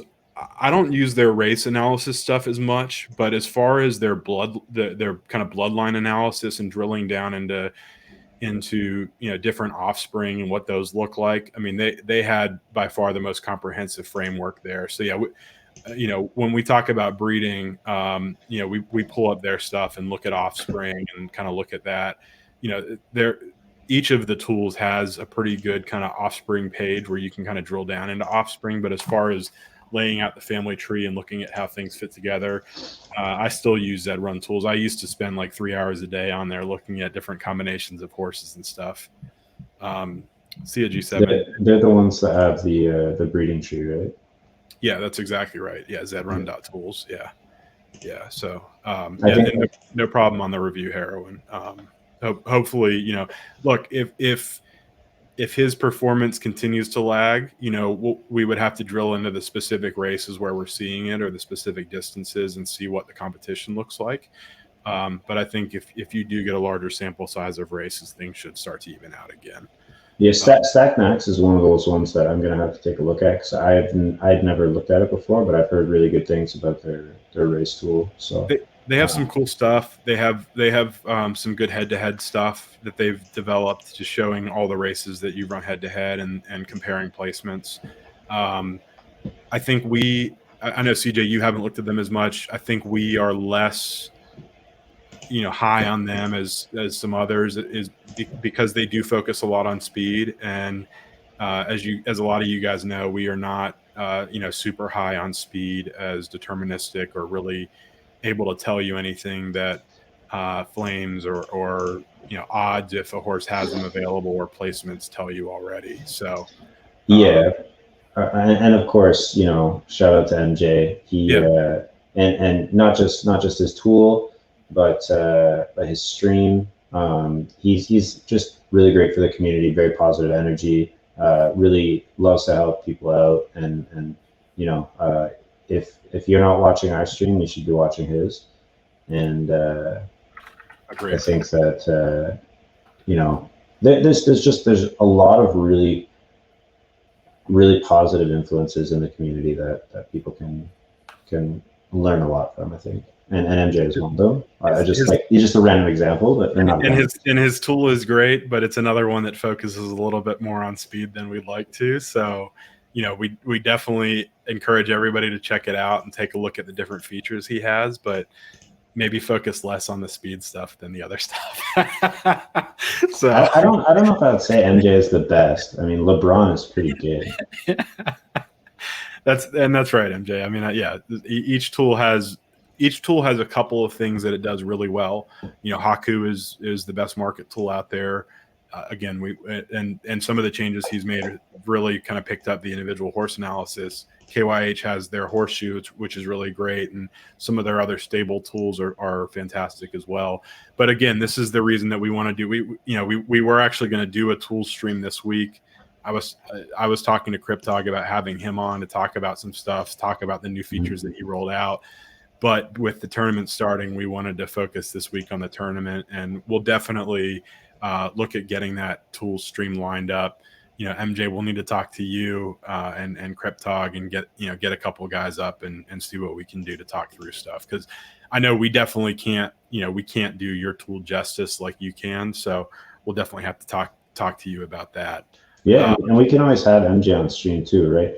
We're happy to have. I think we've actually talked about it in the past, maybe doing like a little collaborative stream with MJ before. We haven't really ended up, getting to it, but I think everybody's pretty busy, and like, I would just like to say that Steve Nash is actually the GOAT, but yeah. Anyway, no, but like just when talking about, yeah, it's there's just like so many great tools, and I think it's good to try them all out and just see kind of like which one you prefer and what works better for you. Yeah. So no, but we'll definitely get that set up. We'll definitely want to kind of talk through that, especially that'll make a pretty good YouTube video of anybody kind of wanting to look at the different tools and some of the features that we see that we like to use. And again, we'll try to have a couple people up to talk about their specific stuff. So yeah, Golden Glow, I know a while ago you asked about put the brakes on. If you want to drop in chat specifically what you were looking at, I'll do the same type of analysis we did for Phantom Pacer. So, looking at Z15 exclusive mare, nice little rare coat, super coat. That's nice. Rare coat, super coat. That's nice. And so before August 23rd, not a ton of races, but you can definitely start to see a U forming. A lot of focus on 1400. You've got kind of fire spread in the middle distances again, which suggests kind of a higher variance horse. And then if we look at from the 23rd on, I'm going to go ahead and lump everything together. Again, you kind of start to get more of a U filling out with again, you have some short distance races and then a lot of the fire at middle finishes again. And so let's see so sprints and then middle distance. So yeah, CJ, I don't know about to you, but to me, this just looks like it's a high variance horse. It's kind of filling out the pattern as we'd expect it to. It has a slight short distance preference where it's getting a little bit more fire in some of those shorter races. And you're starting to see a pretty pronounced U with a lot of races at 1400. And yeah, natural U's with fatigue, it's tough. You've got, when you had fatigue, when you were only running 3 races a day, you weren't guaranteed to go up or down. You kind of had mixed results. And now you've got all of the horses with strong distance preferences back and all of the big name horses back racing. So it's really tough. I've got a U shape that he's done okay. He's, a class 3, class 4 racer. And, but it's definitely a different environment. Like CJ was saying, you've got a lot of bred horses that are just as competitive as they have been. So it is interesting to see this guy kind of U out, and it looks like 1400, 1600 is kind of the right distance to focus on here. So I would even say 1200 actually looks pretty nice too with but the horseshoe. The point about the flaming and losing, Golden Glow, all that means is generally that you do have a stronger horse and or a higher variance horse, especially at those middle distances. It just means that you have a good chance to finish in the top 3, but because of that variance, you can sometimes get pushed down to the bottom 3. Or if it's at a longer or shorter distance, I know we're not looking at specific distance here, but if you're at a longer or shorter distance and if you're getting flames in the bottom 3, it just means you probably had a negative distance roll at that distance. So if you're a short distance with a lot of flames and you finish in the bottom with flames, you'll tend to see a lot of the flames clump together in the bottom. Same thing with a long distance, so let's see. I'm trying to flip back through and make sure that I didn't miss anything. MJ, I think I'm not sure if Zeddy or Zed was asking for your link, but if you do want to drop your informatics link into the chat, please feel free to go ahead and do that. Can we look at Spirit of Autumn? I heard that horse is badass. Yeah. I will pull up this horse that you just happen to know about. Yeah, I've just heard that this horse is badass.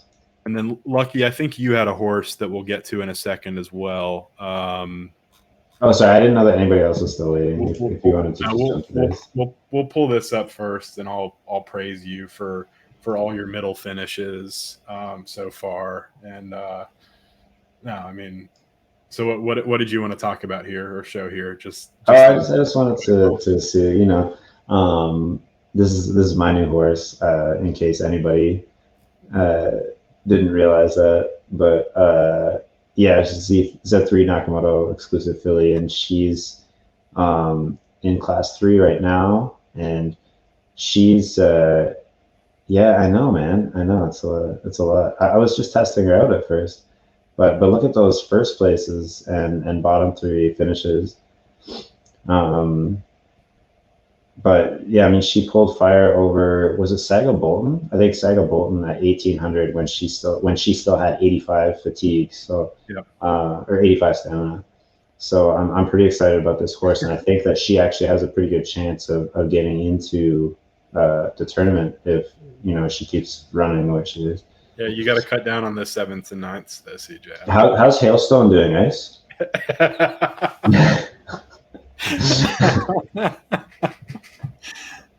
Yeah, CJ. I mean, like we were talking about, this looks like a classic, really strong high variance horse. So looks like a good story. Lucky, let's pull up your horse real quick. Was it Just Dreaming? Yeah. That's weird. I'm kind of scrolling through the standings right now, and I don't see Hailstone anywhere. Yeah, maybe it doesn't have 10 races yet. It's a heck of a horse too. So similar, CJ, to you, little low Z Naka exclusive. Man, I'm really digging the low Z Naka exclusives right now, especially like the Z1 bred ones. I picked up 2 recently that were unraced, and both of them ended up being like pretty strong. This one looks super strong too. What's the name of this one? I'm gonna check it out. Just Dreaming. Just Dreaming. I think I recognize this one. It's a Z4 out of 2 Z2s. Okay. 2 Z2 legendaries? Yeah.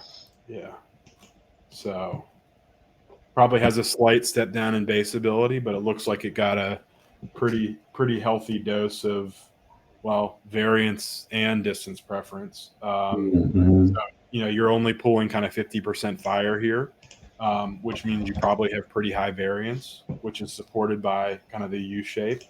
But because you have such strong fire down or flames, in the kind of lower distances, it's prefers shorter distance. But I see you have a ton of races in the 1400 and 1600, so looks like you found the sweet spot early on. I do kind of 1600 looks really nice.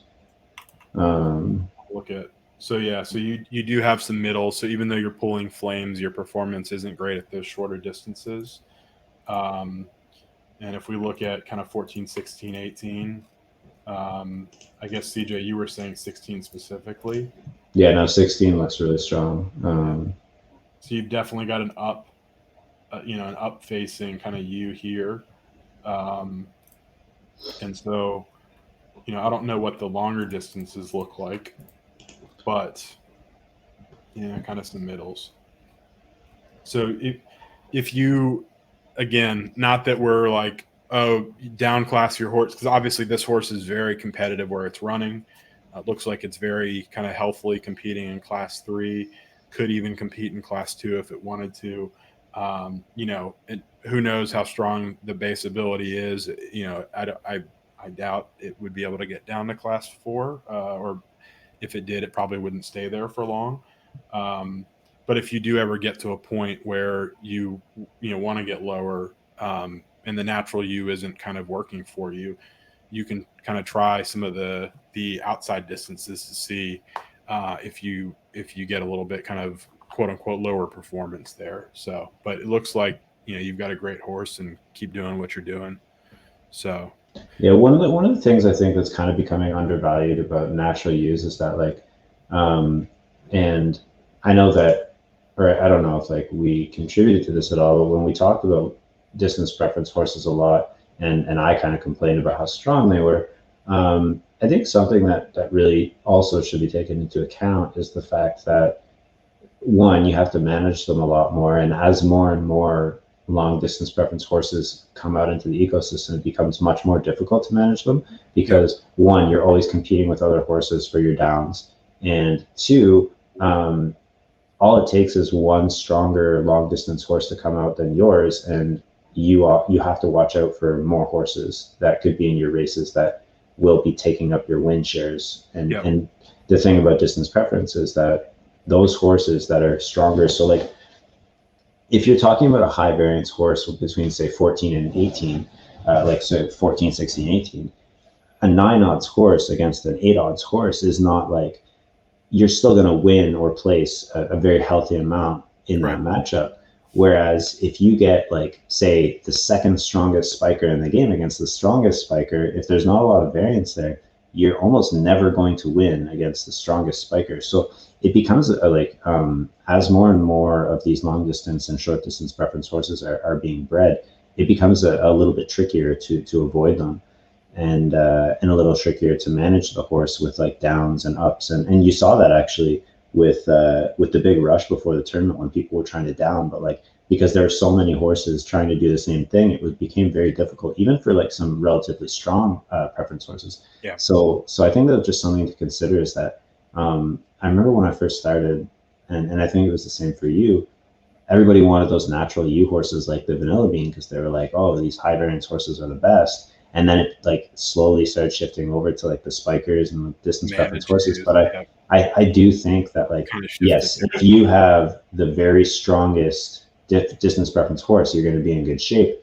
And I mean, even mostly strong ones that have the ability to avoid the ones that are stronger than them. But as more and more of those are bred, I think it's going to slowly start shifting back the other way, where it's if you don't have the best distance preference horse, it's almost better to have a high variance horse, because then you're never completely knocked out of the race, right? Yeah. Heroin, we can't all have L horses, okay? Some of us have to be okay with having U horses. Yeah, we can't all just reach into our couch and pull out a ZED1.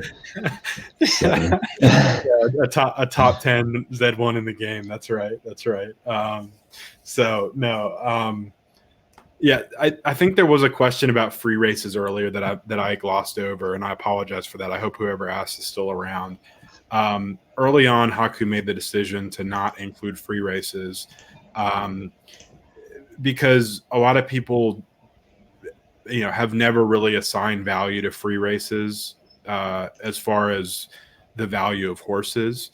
CJ and I debate a little bit on how indicative of performance free races are, and I think as far as benchmarking your horses, they can help. They can be a factor, but I personally don't really depend that much on free races for horse evaluation, even with the huge amount of free races that are available now. And so I think Haku made the decision early on, Cryptog made the decision early on to exclude those free races from the count for that reason, especially because he was so focused on kind of the market aspect and how how much horses are worth and what horses are trading for and selling for, and kind of building out that. So I think that's the answer there. I think he's considered adding free races, but especially depending on what happens after the tournament, who knows if we go back to the really low buy-in free races, or what kind of structure we go into, or if free races will just become part of weekly or monthly tournaments. We'll have to see what ZED does there, depending on what they do. If they bring back the $30 and $50 races that a lot of horses are going into, then it might make sense for him to maybe include those larger buy-in or larger prize pool races, because they really did attract some strong horses running in them.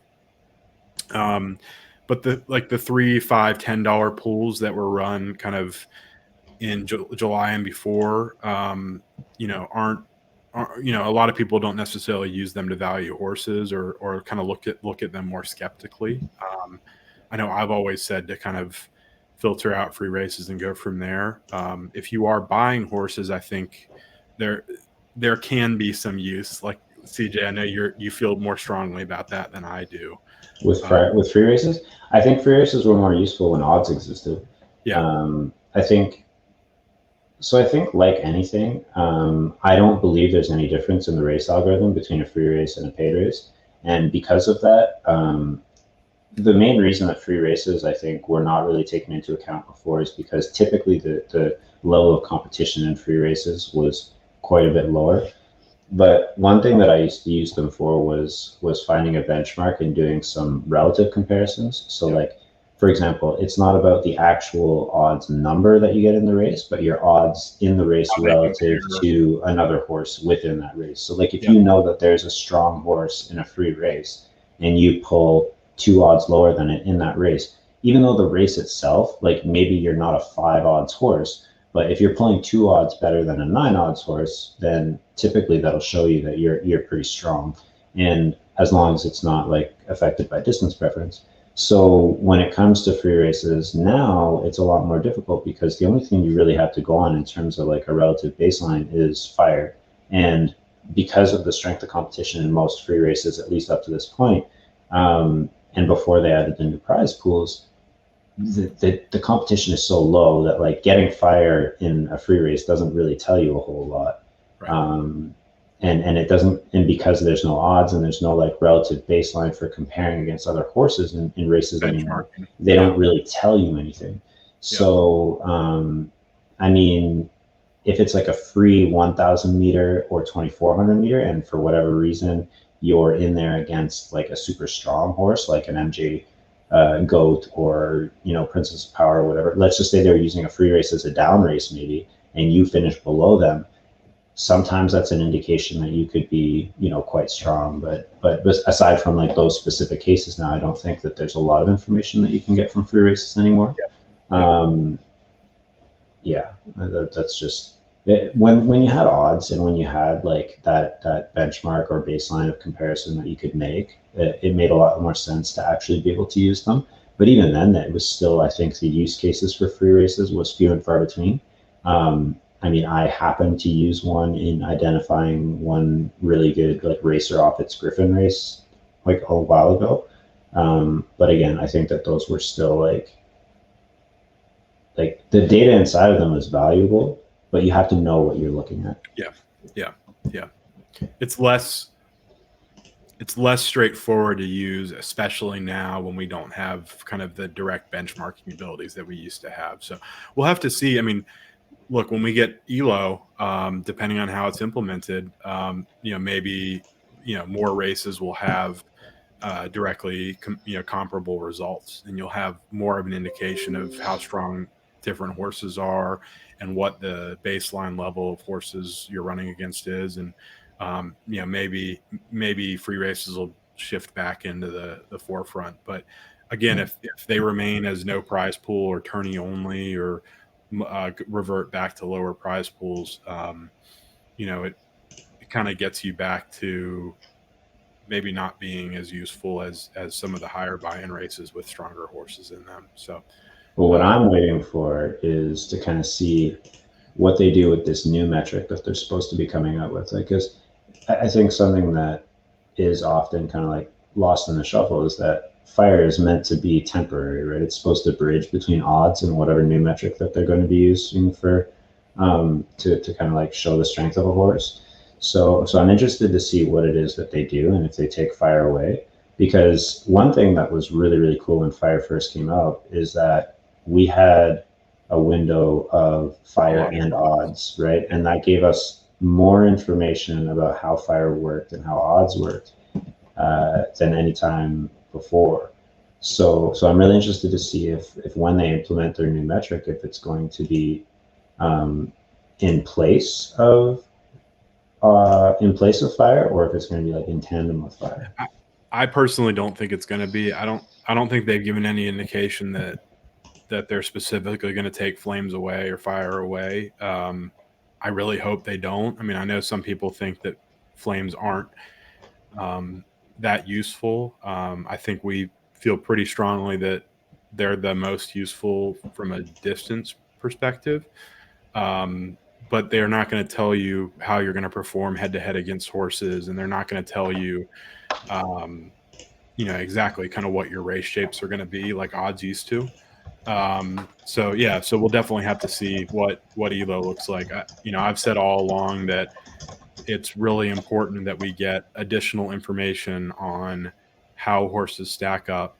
I mentioned benchmarking before. CJ mentioned looking at different baselines and looking at how horses compare, and that all kind of stacks up into that comparative analysis in races is really important. And there's not really a factor out there that lets us do that because there's so much noise and speed, and because 3 horses that pull flames, they're not always going to be finish in order of how strong they are. There are a lot of different factors that go into how they finish. So we'll have to see. One thing I did want to kind of pull up before we kind of answer any final questions, we haven't really talked about it. I know CJ posted on Twitter earlier about it, but I did want to call it out for those of you who have kind of stuck around. We've been working with, shout out to Retro Racing. I don't think he stopped in tonight. Oh yeah, I wanted to talk about this because somebody told me that I needed a new hat, and I was like, I'm ordering one literally exactly now. Yeah, I think So shout out to Retro Racing and the crew that he's got together, and shout out to Golden Glow for pushing us this way. He actually asked us about swag.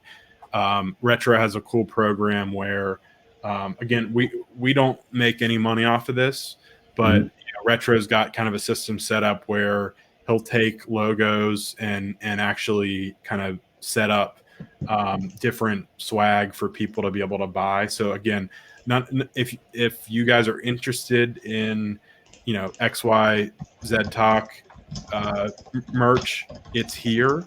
You can check it out. I pulled up a banner, and the website is at the bottom, so you can go look. There are quite a few other stables. Darth Sod I know was in here earlier. I'm not sure when he's streaming next, but he just started streaming. He's got some cool merch.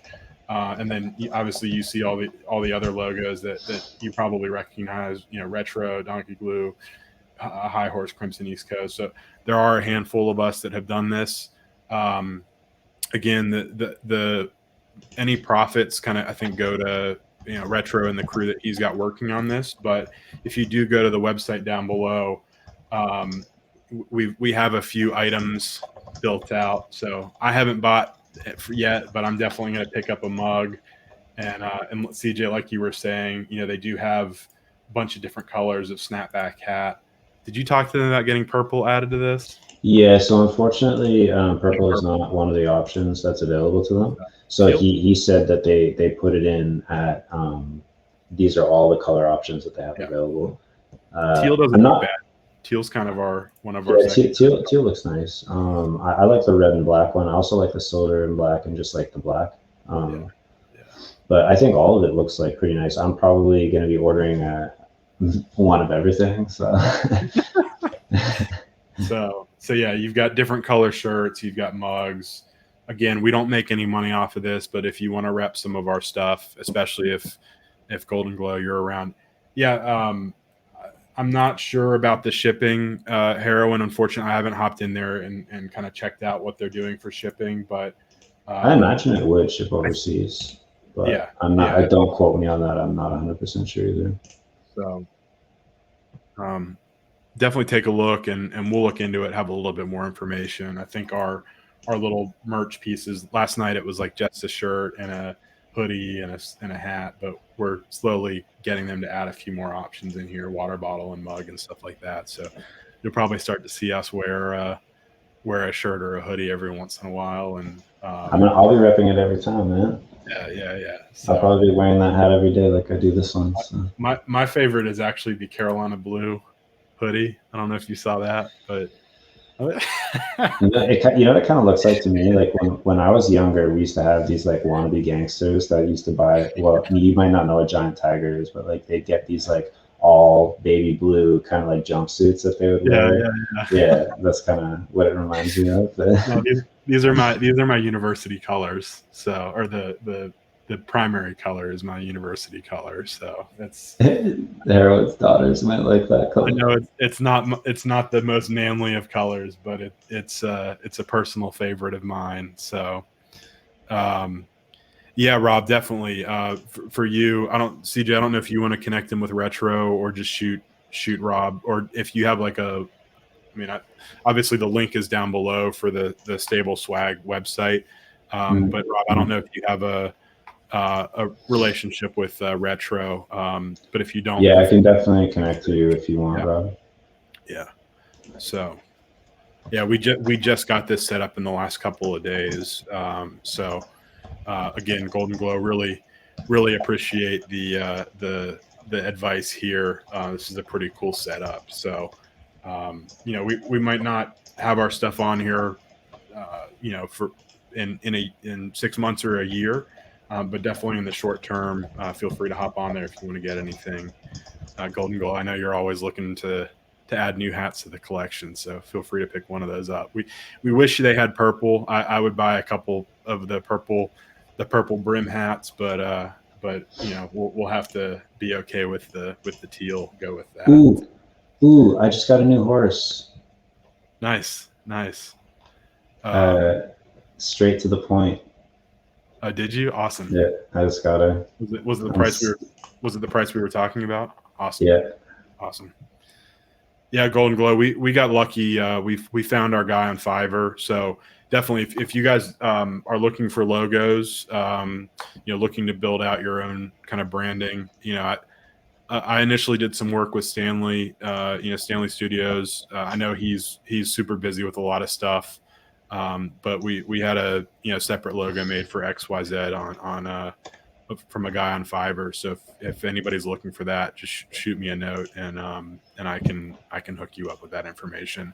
And I know we do have some other kind of graphic design people in the community.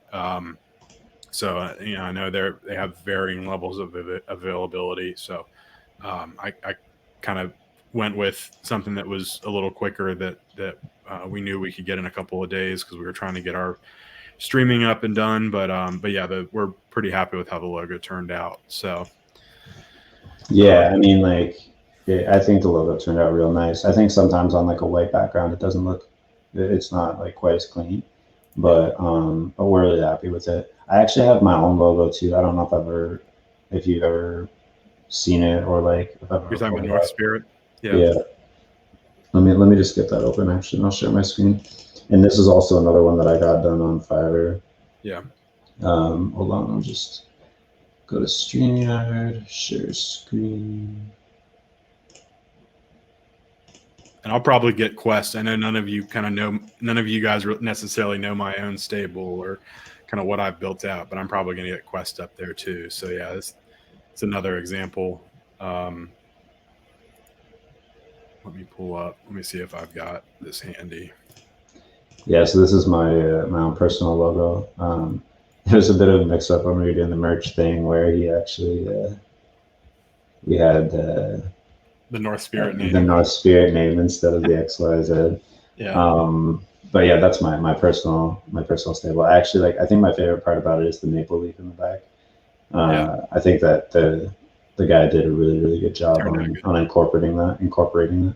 And, But and like I said, I'm going to pull mine back. It says Stanley, you know, I worked with Stanley a little bit, and he got mine set up. So, you know, Quest Racing, the Q, we really emphasized that, and he did a great job with it. Again, I know he's super slammed with stuff, but definitely consider reaching out to him. I'm not sure, you know, where he's at with pricing or anything like that, but worth a message if you know him. So yeah, definitely check out Stable Swag and the website scrolling across the bottom. I know we're a little bit over 2 hours. It's Friday night. I don't have anything better to do with racing up and down tonight. I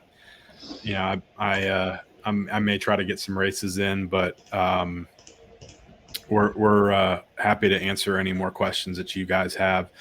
You know, and if anybody drops questions, then we'll get to them. But just to kind of sum up tonight, you know, we talked a lot about the tournament. We think it's great.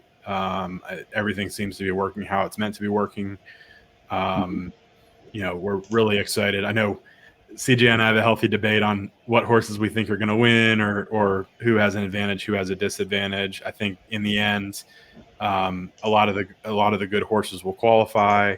I think in the end, it all comes down to those distance rolls and how the horses stack up, and what those 4 to 6 races or in the end 6 races across the board look like. And there will be some crazy prizes paid out. I think it's $3,000 are split between the quarterfinalists, the horses that advance in the quarterfinal races. I think that. Yeah, I mean, there's a lot of money to be made along the way, right? Like I think someone said is 87% of the prize pool is going to be paid out before the grand final.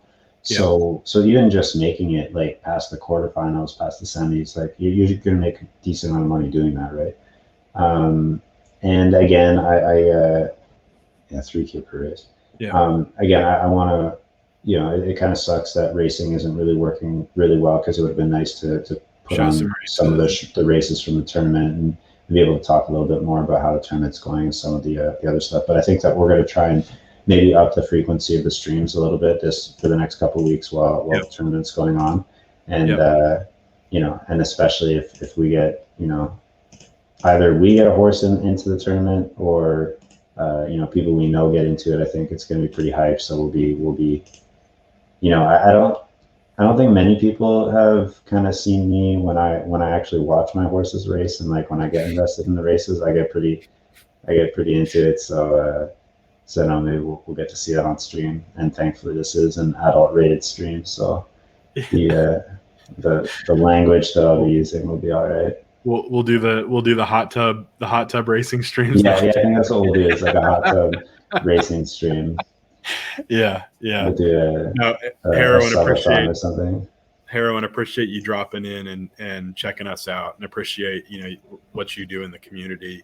Obviously, same thing with a lot of the others that have stopped in and are kind of our regulars now, and a lot of the new names, Zeddy or Zed, appreciate you coming in and asking some good questions and dropping some knowledge. I mean, keep in mind, every horse that you're running can potentially qualify, and every race counts. So I think CJ and I personally think that there are actually opportunities to get into some softer paid races right now and make some money racing your way up.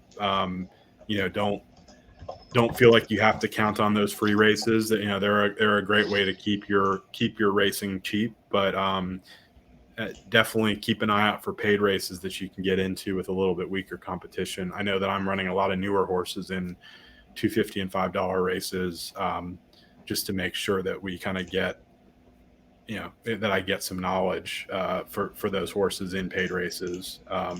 Mando, really appreciate the sub, man. Thanks for I really appreciate that. And like, just to shout out everybody that came out tonight, really appreciate anybody that comes out and interacts. And I know that the stream was a little more chill tonight, but we still appreciate everybody stopping in, and hopefully anything that we were able to explain tonight was helpful. And again, we are always available. We literally spend 24 hours a day awake in our Discord. So if you ever, 21.5. Yeah. we literally never sleep. As Winks would say, sleep is for the weak. So Yeah. But if that you is have any a good questions, point. Jump in the Discord. There's a link down below. Mhm. Or if you're watching this on YouTube, when I get it uploaded this weekend, I will.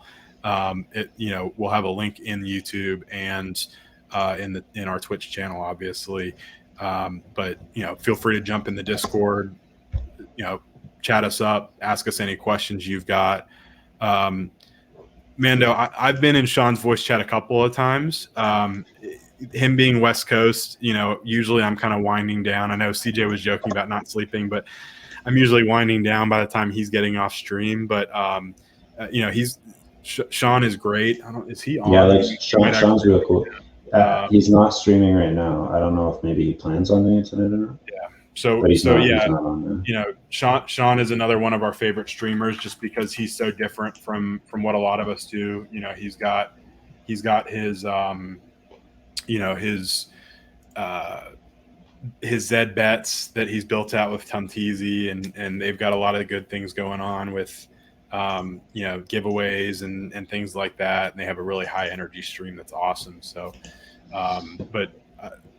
that is one thing that CJ and I are working on is we've been trying to bounce around, and we do want to try to be a little bit more active with the rest of the community and the rest of the content creators, especially with all these tournaments going on and all the action that we've got now. We had a little bit of a lull in August and September, and I think we're back fully on board with like a lot of people are. So we're really, really excited about it. So Golden Glow, that's a good point. Our usual stream night is Thursday night recently, so that's usually why we're able to jump in and raid into him. Yeah, we don't typically stream on a Friday. Originally we were on Wednesdays, but I think we're just kind of all over the place. Yeah.